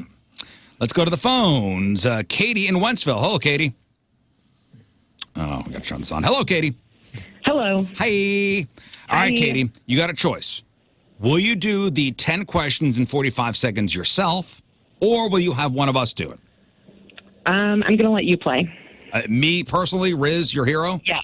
Yes, sir. Now, do you think I will achieve the 10 and 45, or will I mess it up? I think you're going to get it. Oh, Lots of confident, faith. Katie. Well, I'm all about it. Good. And I want to see you win. Katie, if you or if I get it right, what do you want? Blues tickets. This woman's cool. Let's go Blues.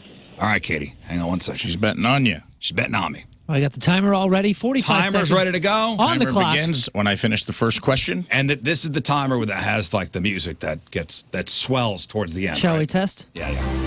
Oh, yeah. All right. Oh, God. Woo! Pressure.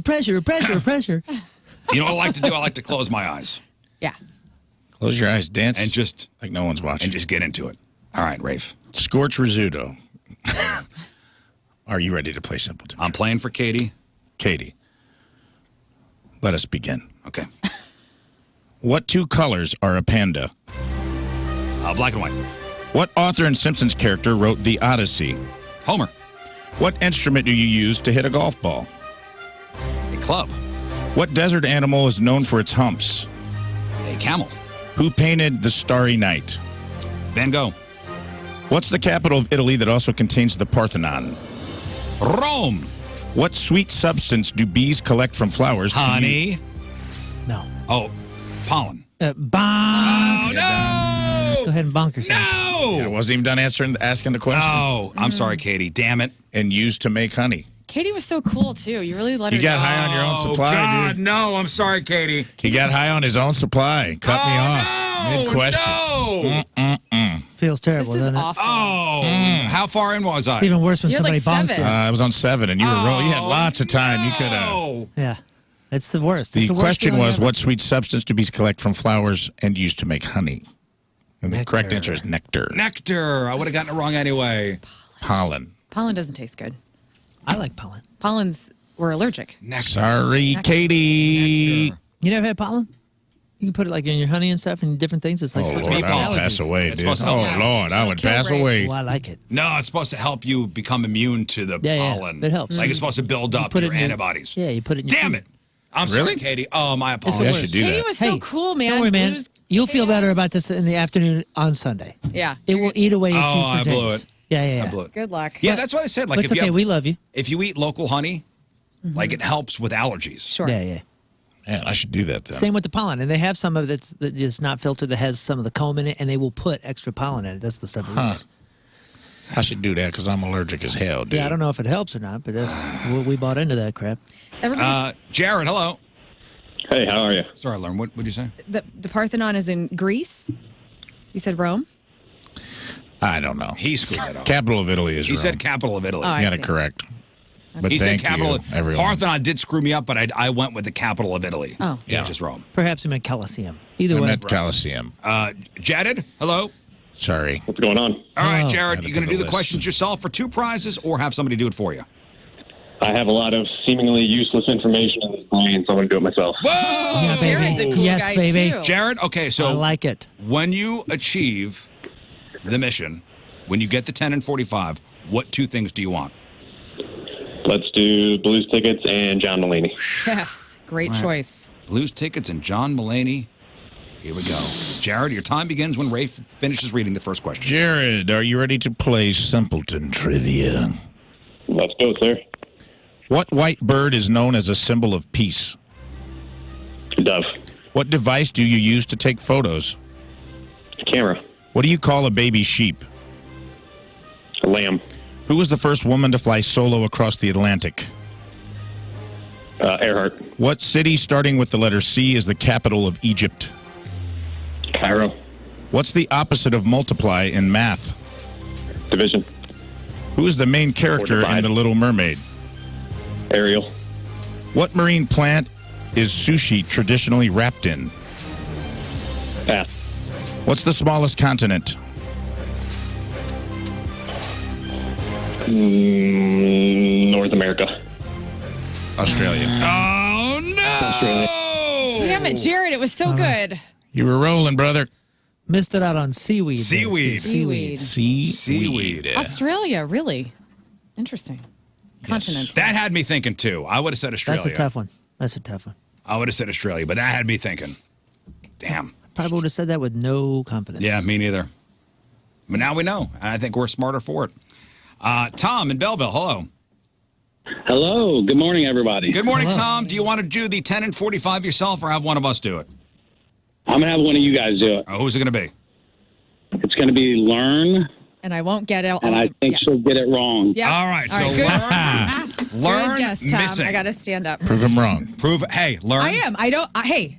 Prove this bastard. Make Tom him wrong. pay. Hey, Tom. Hey, Tom. I've been rooting against you, and you've always won. Tom, when Learn gets one wrong, what do you want? I want the Urge ticket. All right, we'll see you at the All right, Urge. good. I mean, we got to get through this first. Oh, God. my Tom, gosh. Come on. You guys are Support such one another. jerkwads. Hey, I got your back. You got this. Okay. Learn. Hey, Relax. I am relaxed. Why are you standing? I don't know. Yes. If she's relaxed It's and better. squeezing her This stress is my ball. relaxed pose. She's relaxed. She's got this. I believe in you. You got Thank T-Rex arms too now. What the hell? You're T-Rexing. Okay, you're triggering me because my roommate in college said I had a T-Rex mouth. Back to you. Let's go. Oh. Because my teeth are weird. Yes. Well, we're diving into a lot of weird stuff right now. Might as well just give him the damn tickets now. All right, you got this. Here we go. Focus. This could be great. Believe in yourself. You're strong and you're powerful. Steady And pace. Tom is going to pay for the choice he made today. Thank you, Ray. Steady, Thank you, steady my pace. soul twin, Ray. Here we go. All right. Learn. Are you ready to play Simpleton Trivia? Yes. What do you call a house made of ice that is also a popular cooler? Igloo. Who was the 16th president of the United States? Abraham Lincoln. Besides green, what are the two primary bet colors on a roulette wheel? Pass. What is the hardest substance in the human body that covers the outside of teeth? It is. Oh my God. Teeth. We have enamel. What country is known for the Great Pyramid? Egypt. What's the fastest land animal? A cheetah. Who wrote Hamlet? Shakespeare. What Chinese language is also a type of orange? Mandarin. What's the capital of France? Paris. What do humans breathe out? Carbon dioxide. What are the two colors of a roulette wheel? Oh, Damn! Red and black. That was close. that was close. Crushed it. Man, That was close. 9 out of 10. That Crushed was it. Congratulations. Good job, though. Congrats, Dude. Tom. You tried to make him Not a pay. gambler. You're not a gambler. Black and red. Black and red. Of course, 50 on black or whatever. 38 Always on black. bet on black. Yep. Learn. That was excellent. You know what? That was great. The enamel screwed you up. Well, I was like, I Is immediately. it bone? Yeah, I was like, I know this. Damn it. Whatever. That was great. Congrats You did, to Tom. You did good. Pretty good. Have fun at the Pretty good. Urge. That was impressive. That was very impressive. You got 9 out of 10. You've done the best so far of anyone. Stephanie? Yes. You want to play? Or you want to have somebody else Yes. play for you? Someone else play for me. Okay, who's it going to be? Moon. Oh, no. Is he going to get it, or is he going to mess one up? He's going to get it. All right. All right, lots of faith. Stephanie? Men on this show. Oh, God. When you win, I'm sorry now. what do you want? You're smart. You'll do good. It's the What, timing. what do you want if you win? Say it again. Green Day ticket. Green Day. All right. All right, Moon, 45 seconds on the clock. You are playing for Stephanie. She thinks you will achieve the 10 and 45. All right, I don't think I've won this 45 before. seconds on the clock. Yes, you have. I always botch it. There's something else achieved, something else running on your computer. Oh, I'm sorry. I heard that One earlier, second. and it threw me off. Okay, we're good. Good? Good. All right, here we go. Moon Valjean? Listen closely. Are you ready to play Simpleton Trivia? Yes. What is the largest bird of prey starting with the letter C? Pass. What's the name of the fairy in Peter Pan? Tinkerbell. What's the tallest animal in the world? Elephant? Giraffe. What was the first one? I'm still. I'm going to say crane. my brain's Condor. still in- Condor. Condor, of course. That's a tough one. California That was condor. really with Bird a of C. prey, Or condor. Never would have guessed that. Simpleton trivia. Never would have guessed Condor. I mean, All right. Sorry. The giraffe one, you punted the giraffe one. Yeah, but my brain was seriously thinking about birds the giraffe one, entire time. you I'm blew like, that one. cool, let's go back to animals. All right, we have time for one more? I thought giving it with a C made it pretty I wouldn't easy. have guessed. I wouldn't have guessed. No, I don't think that's... Really? I wouldn't have guessed it. I feel like I knew that in second grade. Well, nobody Well, else I did. guess smart, you went to a Ray. special Yeah, you're second the grade. best. Yeah, I went to, jeez, wow. All right, Matt. Butt hurt. Wow. You. Not me. You're the one butthurt because everybody's questioning it. Everybody's on one side here. Guys, let's get it together. We got one more round here. Matt, hello. Hey. All right, you want to do it yourself, I can hardly wait. Or you I'm want going one to of us? vote against Lern, and it's definitely not just because she hung up on me last time. Whatever, man. Oh, Lern's up again. Okay. well. And you're betting against her? Yes. I got so much female rage coming at you right now. You have no idea. Matt, I'm gonna burn what do you some want others. if you win? Well, I want to see Ryan O'Reilly, so give me them Blues tickets. Blues. Okay. I'm going to make sure you don't see Ryan O'Reilly. On Matt. Yeah. Yeah, Lern. That's it. I'm here. Yeah, Lern. I'm okay. Yeah, Lern. All right. Let's prove him wrong. He's Time to betting play. against? Yes. Betting against her. You ready for your redemption arc for the day? Thank you. Here we go. Let's play Simpleton Trivia. What marsupial is the national animal of Australia? Kangaroo. What's the name of the largest ocean on Earth? The Indian Ocean. Wow, Mother smallest. Pick the smallest one. Atlantic. Pacific. Congratulations, Congratulations. Matt. That's a tough one too. You're going to go see Ryan O'Reilly. Tell him we said hi. That's one of those that like even if you've heard it a few times, it's like so forgettable. You go, oh no, crud. Wait, Atlantic. No, you know. Isn't the That's a deepest tough one. part in the Indian Ocean? The biggest. I think No, I that's know. also- That's a Mariana Trench, right? Yeah. I think that's also in the Pacific. We had two Isn't winners. that over by Guam? I'm a land animal, man. I don't know anything about the water. Right. Well, I don't know anything about land animals. I said elephant. Me and my condor are getting out of here. Man, I never would have said condor because I always think of them as scavengers. I would have said crane. not I didn't birds even. of prey, but Condor didn't even cross my I guess mind. that's a bird of prey too, right? A scavenger is? Yeah, Yeah, vultures and things like it is a large vulture. We're going to take a break. We'll come back. We got a little food news for you, maybe some emails. It's straight up 9 o'clock. Hello, my name is... Back to the program on today, which is Thursday, which is National Fast Food Day. That's right. Today is National Fast Food Day. Awesome. So you got to imbibe. Guys, I have What are you getting? Well, my go-to is McDonald's, but like I said, 2023, I had a year of No resistance. McDonald's. No McDonald's. I'm counting down the damn days, dude. I can't wait. January 1. What are you going to get? What's the order? I'm going to get a fish fillet with a Coke. Oh, that's it. So and a that's side your of first barbecue order. sauce. No, Oh, yes. no fries? Fries, the whole meal. Oh, you gotta Supersize me. Got to get the side of barbecue sauce to dip the fries in. Is the barbecue Right. sauce the same as it always used to be? Oh, yeah. If you good could stuff. pick one fast food chain to eat at, and you cannot say Lion's Choice because everybody knows you're going to say Lion's Choice. If you could pick one fast food chain to eat at, So many which rules. one? There's always rules. Well, can he if say there were there's gonna no be rules, Can you say man. Taco John's? I'm yeah, you gonna. can't say Taco John's. I'm gonna. All right. I owe it Why to are the there so people. many rules? Yeah, then I have mine. If you could pick one fast food chain to eat at, aside from the ones everybody knows are your favorites, I got another one. where are we going? Crazy Bowls and Wraps. Crazy Bowls and Wraps. That's your. Is that fast food? I consider that fast food. It's I healthy think food. it is. Drive-through? If Chipotle is fast food, right? Chipotle's I fast feel like it food. has to have a drive-through. Crazy Bowls and Wraps has a drive-through. Then it qualifies. So is Chipotle fast food? I feel like you have to like stand and order, and they put it together for you. It doesn't just like come out. You don't just order it and then it comes out to your table. I guess Subway's fast food, right? I don't know. Subway is To me, fast food is when you like go in, you order something, and it comes out wrapped in paper on a tray.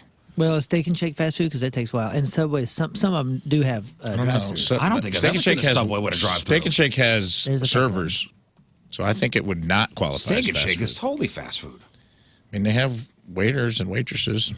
Yeah, but I think that's a shtick. I think that's part of the shtick. They're straddling the fence. That's for sure. Yeah, putting lipstick on a pig, Yeah. if you will. Yeah. Polish a turd. Not saying it's a turd. They're trying But it they're did try- close a lot of locations. But you know what I mean? Like they're trying to be both. They're trying to say that they're this Yeah. and that. Yeah. All right, go ahead. What Steak and Shake? No. It would be In-N-Out In-N-Out would be for me, but we don't have one here. or And this is going to be a surprise, I think, because I'm not even like an intense meat eater. I'm going to say Wingstop because there's a lot of options. Is that fast food? Oh, I've never been. Yeah, it's fast. I've never been. I think it's pretty fast. And the fries are freaking great, dude. And if I'm going to eat one fry for the rest of the go, it's got to be a top-notch fry. And a Wingstop fry is a top-notch fry. And nobody talks about it. But I'm telling you, those fries are stupid. I'm going to give you one that you wouldn't think I would say. Culver's. Interesting. What? Butter bun? Sign me up. Culver's is so good. Culver's is Once great. in a while. The handful of times I've been there. Can you keep crushing, though? Like, what are you getting there? One of their butter burgers, they got good cheese. The cheese curds there are amazing. Can you do that on a weekly basis? Is what I'm trying to think of, like, be under 300 pounds. No. I'm trying to think of something that you could have They got weekly. salads, you know. Yeah. I guess most of these places have salads, which is good, necessary in this experiment. I mean, Steak and Shake. It's all right. It's all right. I would never all right? settle for those fries on a regular basis. I don't love the fries there. You have to love the fries if we're talking about you get one place for the rest of your time. Sonic, I don't have enough. Does Wingstop? I don't have enough experience with. Does Wingstop classify as fast food? I've never voluntarily gone to a Jack in the Box. Does burritos like Chipotle or Moe's and all those? I think Chipotle. Rafe's point of it has to have a drive-through. So if it has a drive-through, that is fast food. Don't some of those have them? I don't know. I don't either. Chipotle. We have a couple of shadows in here. Colin and Brendan. Is Chipotle fast food? Yes or no? I'm gonna say no. Colin, That's one no. Brendan. I'm going with the drive-through. Yeah, has to be an option. I'm going to consult the internet. So I guess Wingstop is out because I don't know if they have drive-throughs. or Right. not. I Did don't you guys? either. But would you consider that They fast certainly food? don't at all locations. You know what else is a great fast food joint is Fazoli's, and they do have a drive-through. Wow. Fast That- Italian. Breadsticks? Oh, man. I'm going. They're saying Chipotle is not fast food. There you go. I guess I'm They're going saying with it's that. fast casual. What do you got? Did you say one already? What do you got? I'm going Backyard Burgers. What's that? Oh, it's good, dude. Yeah, there's none here. Though. There's none here. If None I got to here. go something here, I'm going Lee's. Chicken. Lee's Chicken. Underrated. Great potato wedges.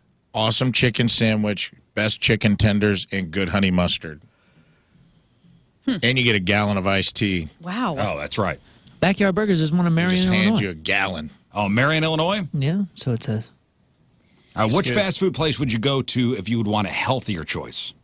Crazy Bowls and Wraps. Dude, there's something with that place though. It makes me sick to my stomach. Really? Yeah, I don't know what it is, but I've tried a couple different things and it always hurts me. Dude, their bowls are good. Their rice bowls. I've always enjoyed it Teriyaki too. salmon. until after I've eaten it. I'm going there after work. Where is the best fast food burger?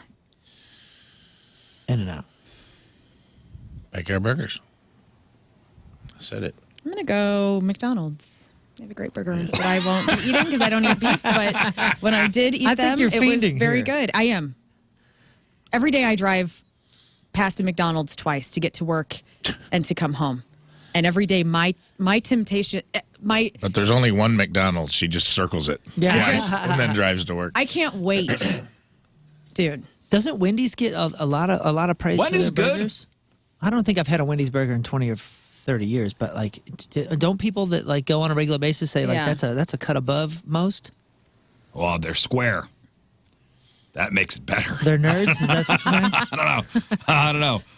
All right, so what fast food chain doesn't exist here, but you wish it did? Yes, In-N-Out. In-N-Out for sure. In-N-Out for sure. In-N-Out. I think that's an obvious answer for a lot of people, I'd love to be a part but maybe of not for Rafe, who's, you guys have both traveled the country.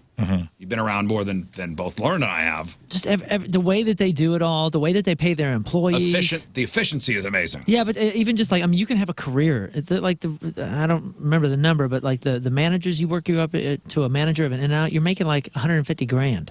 Like they are doing, like they treat their employees well. There's just like everything I read about them is like, oh man, that's another reason I would wish we had some in St. Louis. Would you say In-N-Out, or would you say Whataburger, or would you say Just a burger joint? Is my only choices? No. Or was it Jolly's is another one? And obviously at TJ's, but for me, if I got to give anything here that's not here now, Taco John's will always reign supreme. But Well, we're getting them here, so.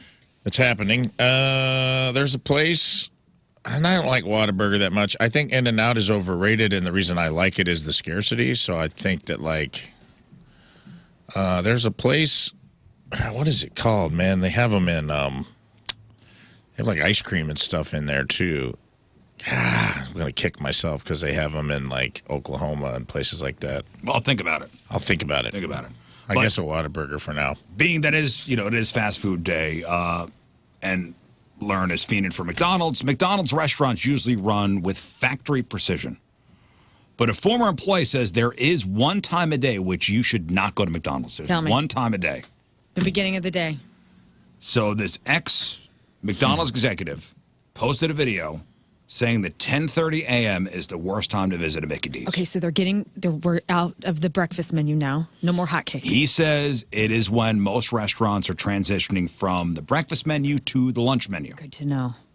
And he says now there's a bunch of people who want their breakfast later than 10:30. There's a bunch of people who want their lunch earlier than 10:30. The issue is all the equipment is the same, and a lot of times things are switched over from the breakfast menu to the lunch menu. That means the fryers are no longer cooking hash browns or cooking French fries. The grills have different times and temperatures. So all these moving parts are happening while it's also getting busier at the restaurant, while also switching the entire menu, while trying to run out of all the breakfast items and add lunch items. All this causes issues within the restaurant. So 10:30 a.m. is the worst time to go to McDonald's. And now you know. Noted. What do you think that'd be? Yeah, because I would thought it'd be like, oh, yeah, fresh. Lunch menu's coming out hot and fresh. But it's not. But the breakfast stuff is coming out cold. Hey, they're saying Brahms. Is that what you're thinking? Brahms. There's one in Springfield, Thank you. apparently. You guys know Brahms? It's going to drive me crazy. Yeah, legit? It was Brahms. It was legit. It's pretty good. Pretty good burgers. They got a good selection. Yeah, Brahms Dairy. And So they got ice cream, too? They go into grocery stores as Got a little well. grocery store in them, too. It's really kind of neat. Oh, man, somebody said Nando's. Nando's is dope. It's like, ooh, fast cash. You see, that might not be fast food. Nando's is like all throughout England and South. I think there's some in South America. It's like piri chicken, like that, that kind of vibe. That's Brazilian sort of Portuguese kind of menu, but super kind of chicken Americanized. Have you seen this Jollies? No, I don't. Have you know heard what of that? I saw it at a rest stop. I've heard of it before. I don't know what they serve. I heard pretty decent things about it. I think they got Jolly's restaurant. You see that? Does it look like this? It got a little smiley face on it. Look like a Walmart. Yeah. That? Wait, is that it? I don't know, man. There's a lot of places called Jolly's. Jolly's Drive-In? Like, is there any more specificity you can give us here? We were on our way to Notre Dame when I saw it. Jolly's on the way to Notre Dame. Let me Google that. I think they serve spaghetti there. It's like a weird combo of let like me add that one. Chicken and spaghetti. I don't know. Chicken and spaghetti. Let's see. Jolly's. Spaghetti, right? Chicken. Right, spaghetti. Spaghetti. Oh. Is that? I don't know. Fish. Chicken and fish? Chicken and fish. Yeah, there it is. And spaghetti? Chicken Joy. Huh. $139. Whoa. Jollibee? Jollibee. Jollibee. That's it. Jollibee. That's it. go. Jollibee. I'm hungry. So nobody's been there. Okay, never mind then. But, and you liked it? No, I never been there. Okay. Just in the Philippines. No, there's A Filipino fast food chain. It's got that logo, that in India squirrel? and the Philippines. But it's not in the Philippines only. It's here too. Okay, Jollibee near me. United States and Canada. Look at that. Spaghetti, it's got those are bees, I guess, but they kind of look like squirrels. Are there any fast food places that are just nonstop breakfast 24 hours a day? Drive-through? Sonic. Really? You can get breakfast anytime you want at Sonic. Jack in the Box, too, I think. Dude, Yeah, look at I this. think so, too. This is like a Looking for KFC. pancakes, though. So they got family bucket meals, Yeah. and then they've got chicken sandwiches, burgers, steaks, burgers, and then they have Jolly Spaghetti Yeah. and Palabok. I don't know. I heard like decent things about it. I've never been. Wow, that's different. Jollibee. I saw there was at a rest stop on the way to Notre Dame, and I was like, this is interesting. All right, listen, we got a lot of emails to get to, so we'll take a break. We'll come back on the other side, and we'll answer them for you. Okay. Back. People love Jollibees. People love Jollibees. I was thinking maybe, one of you road dogs in this room. No, I don't think I've ever had Jollibees. I don't think I've ever seen one. I definitely didn't stay in the memory. Somebody said that the spaghetti bowl you're talking about has hot dogs in it. It's like Chef Boyardee style. Oh, okay. Man, there used to be a place, or now it's the district in Chesterfield, now where the Top Golf is. What was the old... Outlet malls? Yeah, what was it called? The Taubman Outlet Mall. So in the food court there, there's the trail behind there? Yeah. So my son and I went for a bike ride on the trail, this was a couple of years ago, when the food court was still going there, and I saw a woman order a bucket of spaghetti at whatever joint was in there. A bucket, like a pail, filled with spaghetti. And she sat and ate the whole thing. Wow. Did you ever know that you're my I said, son, look at this woman. hero? This woman is clearing a bucket of spaghetti. I said, son, look at this woman. I'm hitting in the ribs. Son. This is the goal. Son. Look at this woman. That's a woman you want to marry. Hell yeah. You want to lock that down. Who's that lady? Spaghetti lady. It was the size of like the bucket you get at McDonald's for Halloween. Where's this place at? It's not open anymore. Bucket of spaghetti? Yeah. They sell spaghetti by the bucket. Whatever the tub. Now, I'm sure it's like the family meal. Piscetti's does that. Really? Yeah, it's like a bridge to catering. Yeah. How do we feel about Piscetti's sweet bread? Never had it. I think the bread is good. Yeah. That's what I remember staple. from there. It's their pretty good. big selling point. I was thinking, would I want to eat something that's like, in a bucket? But KFC's got the buckets. Yeah, dude. Everything I'm that okay comes with in that. a bucket seems to be doing well. So maybe that's a thing. I Maybe know the that's spaghetti in a bucket place. I don't know where that is anymore. But all right, let's get to some of your emails. Rizz Show 1057thepoint.com. Let's start here with this one. I'm a tall fellow. My knees are higher than the pivot point Can't in relate. those airline chairs. You recline right into my knees as if the thought of my knees in that position isn't painful enough for your hour-plus ride. So here's what I have to ask Mr. Tall Guy. If I can't recline on an airplane with a recliner, all of 1.5 inches because you're tall, well, should you squat down at a concert because I'm short? Yes. If we're going to be doing this, Yeah, I'm just saying, like, hey, Tit for tat. we all have sacrifices to be made, and I'm asking, for real, It's a very good point. where are you willing to change your life or your whatever? All right, tall people. Just because you can stand in front of the short guy doesn't mean you have to. Yeah, listen, I'll stop reclining if we just have a societal norm that all the tall people go in the back of the venue. right. I have been advocating for height entry at concerts. Yeah, so all the short people For all access. get the barricade no matter what. For the all access, the open seating. Yes. I've been advocating for this for years as a short person. Lern's with me. I have a sign. Moon's with me. Yeah, I'm not trying to be sassy here. I'm saying seriously, like, so if you're saying that Short it's a people up reasonable front? request that we don't recline because of the taller people around us, well, where's the trade? So you line up at the pageant. They go, all right, everybody that's under 5 feet tall, you're allowed in. Come on then in. we'll go 5'1", and we'll go inches, and we'll keep 5'3". going back. Woo! The Let me in. 5'3". The seating in Ticketmaster, put in your credit card information and height. Yeah, 5'3", Determine your entry 5'4", and then we got your 6-footers. Then we do the line slowly going. Then we'll go 6'3" and above. Maybe not a bad idea. It's a great idea. But I want to be with my friend.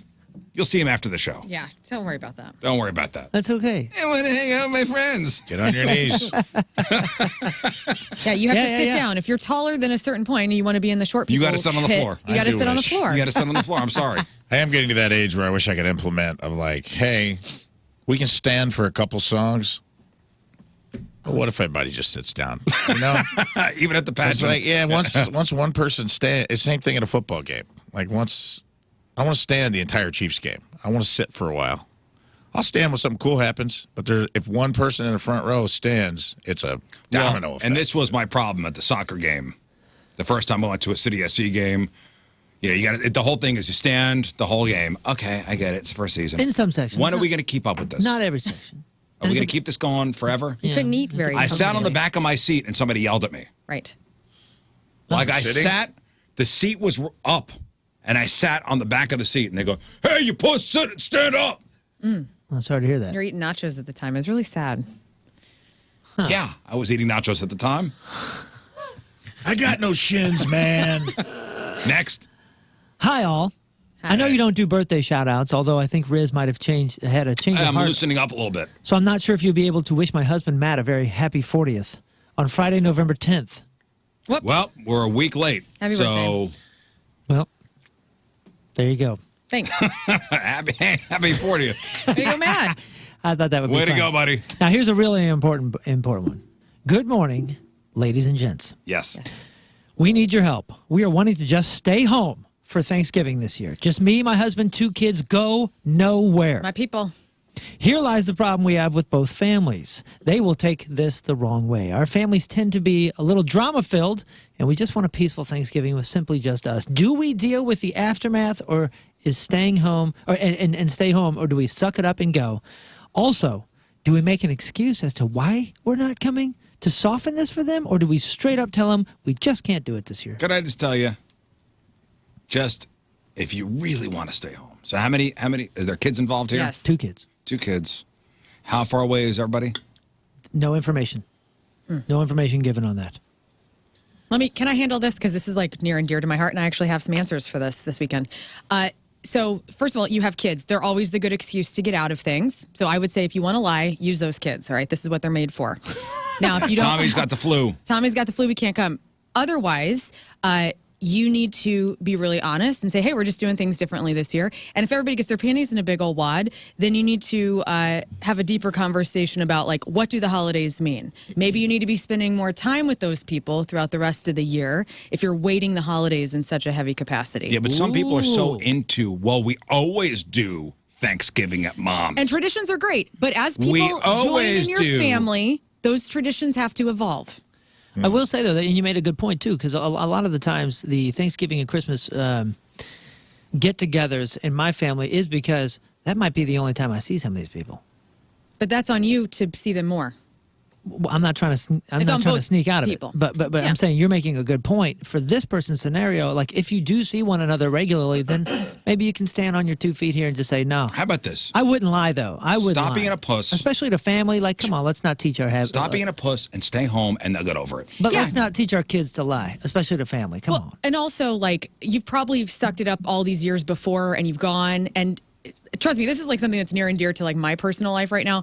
You need to be honest and you need to set the precedent of like, we're not always going to do things They don't the need same. to know. I'm staying home. Yeah, That's it. do what you I'm want. staying home. I'm so sorry. Next year we'll reconvene. Yeah, I'm so sorry I'm burned out. But you know what? We will make an effort to get Don't together. apologize. Yeah. You have no need to apologize. Well, I'm sorry for letting somebody down. Maybe That's on them. Maybe they really don't get to see these 2 kids, and maybe they really want to share in particular family traditions with the 2 kids. It's Sack important. up and say I'm not coming. And if they get butthurt, they'll get over it. Listen, if when they're we, your have, family, when we have family things and my older kids aren't able to make it, it bums me out. It makes me sad. Sure. Do I hold it against them? Of course not. But You see your children a lot, though? I would love to see them a lot. Like, you see them at other points, not just in the holidays, right? Like, I mean, I know they got Yeah, their I see lives them and at other whatnot, points, but I mean, they are getting busier, and it's in that, they're in mid-20s now, so it's getting to a point where I'm seeing them not as much as I want. Thanksgiving left with my I know. mom. Well, and that's a thought you have to We have. only have so many Thanksgivings left. It's holiday season. Use COVID-19 to your advantage. I'm selling pre-tested positive COVID-19 tests 1998. that you can take pictures of and send to your family.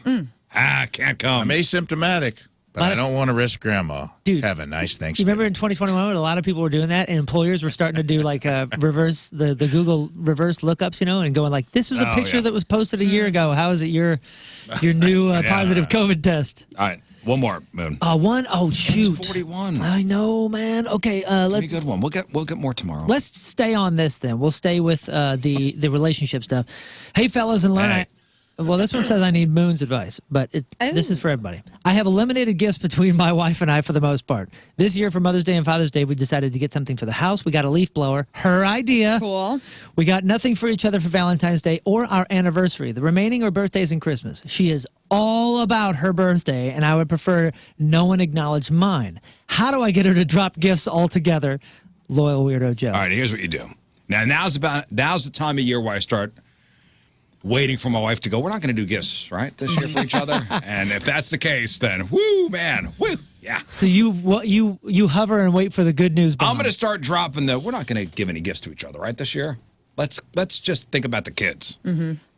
Here's my take. My take is, yo, you are already winning. You are already winning. You just mentioned like 4 things that you didn't have to handle this year or have to hassle with this year. And if she makes a giant deal about her birthday, get her something sweet and awesome for her birthday. And then like a coupon book for free back rubs. Yeah, then what you've lost like won't ever like sway back. You're still doing well. She's super happy. Y'all have this agreement. I wouldn't mess with it, man. Right? Yeah, Tim and I don't do Christmas gifts or anything like that. We do birthday gifts for each other. So imagine if Tim was like, "Hey, how do we phase out the birthday things?" I mean, I'd be okay with it, but that's me. Like I'm not materialistic. I'm a very bad gift giver. I love just buying my own stuff and just getting what I want. So does my wife. My wife actually asked me last night. She goes, "Hey, can we buy this for me for Christmas?" Yeah. And I said, "What? Like you already found something that you want for Christmas?" And she said, "Yeah, and I'd like to get it next week, and it's this." And I was like, "Oh my god, that counts." Yeah, that counts. It does, but you need to make sure you say it. Like this counts as your gift. Yeah, she was saying it. She was the one that was. You always need to write a contract. Yeah, there needs to be something signed. Sign this napkin. Yeah, I need to get it notarized. I am a notary. I'm authorized to stamp and sign. He made a point of his gal making a big deal about her birthday, and I would just play that game. Stay with it, right? When's her birthday? It didn't say. Stay with it. How? Like keep getting her stuff? Yeah, I would make a big. If she makes a big deal about her birthday, then follow the. I'm more of a. I'm bad about doing that thing that you just said, where like people want to buy, and I'll have already bought I'll be like, yeah, I really like that thing, that coat, and then a week later, I just have the coat. Yeah. She's like, I bought the coat, and I'm like, well, send it back. I bought the coat. I have money. I like thoughtful gifts. So, like, maybe you can go that route, but not everyone's like that. I'd rather have a thoughtful gift than, like, I don't need you to go out and buy me an air fryer. You know what I mean? Like, I'm cool on that. Like, don't give me more stuff. You want something sentimental? Yeah. I like stuff that's thoughtful. If it's something thoughtful and small, or even a card or something like that means more to me than an air fryer, man. Come on, air fryer. I mean, I'll buy my own air fryer, dude. Because here's what's happened. I want top of the line. You know what I mean? I want to trick my air fryer out. You know what I'm saying? Don't be giving me the basic model at Kohl's. It's buying a bricklayer a new trowel. Yeah. If he wants a trowel, he's going to get his own trowel. Exactly. Right. I like a rando gift. I will say that. Like a gift that has no date around it. Yeah, where surprise. it's just random. Those are the best types of gifts. Yeah, I agree. No talk, just randomness. Yeah. I agree. I thought of you. Right. Exactly. Yeah, it's great. Feeling like you did something because the world pressured you into giving me something right now, and I could have bought this myself. I got my wife a water pick one year. How'd that go? Better than the Dustbuster year. Who's into water picking? Both of you are water picking out? Oh, yeah. Damn. Together. Dude. It's something we can do together. Babe, you want to go? Let's go water pick together. This guy's already winning. What's going on in the bathroom? He's already winning, right? Like, I mean, water everywhere. Don't press your luck, dude. I think you're already winning. Give her something for the birthday. If she makes a big deal about it, do it. And might I recommend a water pick? Because a water pick is a gift that keeps on giving. And who could, hey, great teeth. Yeah. Huh? You can spray it anywhere you want. Heck right. Yeah. All right. I am in the market for new bidet. Send leads. Water pick. Water pick. You want the one that I took off my main toilet? No, I'm not sharing your bidet. Oh. All right, we'll take one final break. We'll come back and wrap her up. Guys, we did it. We landed the plane. Thanks, Here Sully. we are. 10 o'clock. Tomorrow, Moon's out, Lern's out, Donnie Fandango joins us. Hopefully Greg Warren will be stopping by. We got your Friday Fail stories. We've got Rafe's E Memoriam. Also, we'll figure out who will move on to the Freak of the Year finals. Make sure you vote on the Freak of the Year, this particular semifinal matchup, on our Twitter page at RIZZ Show. Today's podcast is titled... It's titled Cake Farts is So Much Fun. Cool. Cake Farts is so much fun. Hey, I know King Scott's not here on the morning show today, but he will be with Anthony Stalter later on this evening, 6 to 8 o'clock, Cybergs in Maryland Heights. He's out there with Bud Light. So, and him and Anthony Stalter will be hot oil wrestling. That's right. Wow. Again. Again. All right. Anything else? Yeah, don't forget your punk rock Christmas tickets. Those are starting to go fast, and that is that's fast approaching. It's a fast approaching. We're talking like 3 weeks out. December 9th at the pageant. Also, if you are in the Phoenix area, I know we have a lot of Rizz Show listeners out on the West Coast. I will be playing Phoenix tomorrow. I believe it's in Tempe, actually, at the Marquee. Love that theater. That will be fun. I do not have a public show on Saturday. I thought I did. I've been announcing it, and it turns out it's a private show. And I had no idea. I need to start really paying attention to the information. Phoenix tomorrow. I will see you, and in Albuquerque. I'm just going to pretend I'm there. Whoops. This Saturday, I'm doing a fundraiser for my football team that I played on in high school at the 2.0. What? We're the worst football team in America, dude. We had 5 homecomings, ours in every away game we played in. But they're a good group of kids, and it teaches you resilience. Believe me, you get beat 65-3 every week, and you learn how to bounce back from failure. And so your football team was a team that if a school was having a homecoming, it was us. So they'd win? Every time, dude. Every time I pulled an away game, I'm like, there's floats in the end zone, boys. Strap in. It's going to be a long night. Every single You guys were the game. Washington Generals. Every game. Yeah, they were. They were the wrestlers on when there was WWF on Saturday mornings. And there would be no title exchange. It'd be like what do they call this? The jobbers? Yeah, we were the jobbers, dude.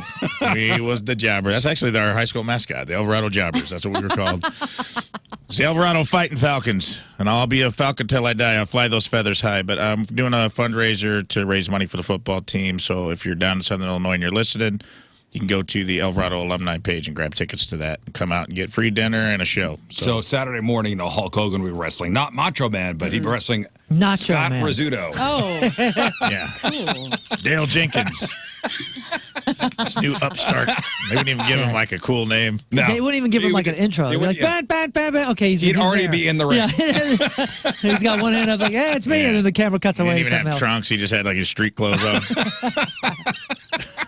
Learn anything? Yeah, I'm going to be in Herman, Missouri, drinking my ass off on Saturday morning with my best friend because her birthday is today. So Happy birthday, Abby. You want to follow me on the socials, Instagram specifically for some crazy fun, at Lern versus Radio. Thanks. Back to you. If you find a little woman passed out in an alleyway in Herman, send her back to the Rizz Show. Just return her here by Monday. Learning and Herman. Herman and Learning. It's my favorite. All right. Thank you, guys. We'll leave you with a selection from our Team Rizz Member of the Day, which is brought to you by Hot Shots, hotshotsnet.com/Team Rizz. From Fairview Heights, Illinois, Chris Allen is our Team Rizz Member of the Day. And Chris wants to hear this song. Here it is. All right. Oh, you guys know this one. Sing along if you know the words. Donna next. See you tomorrow. Bye.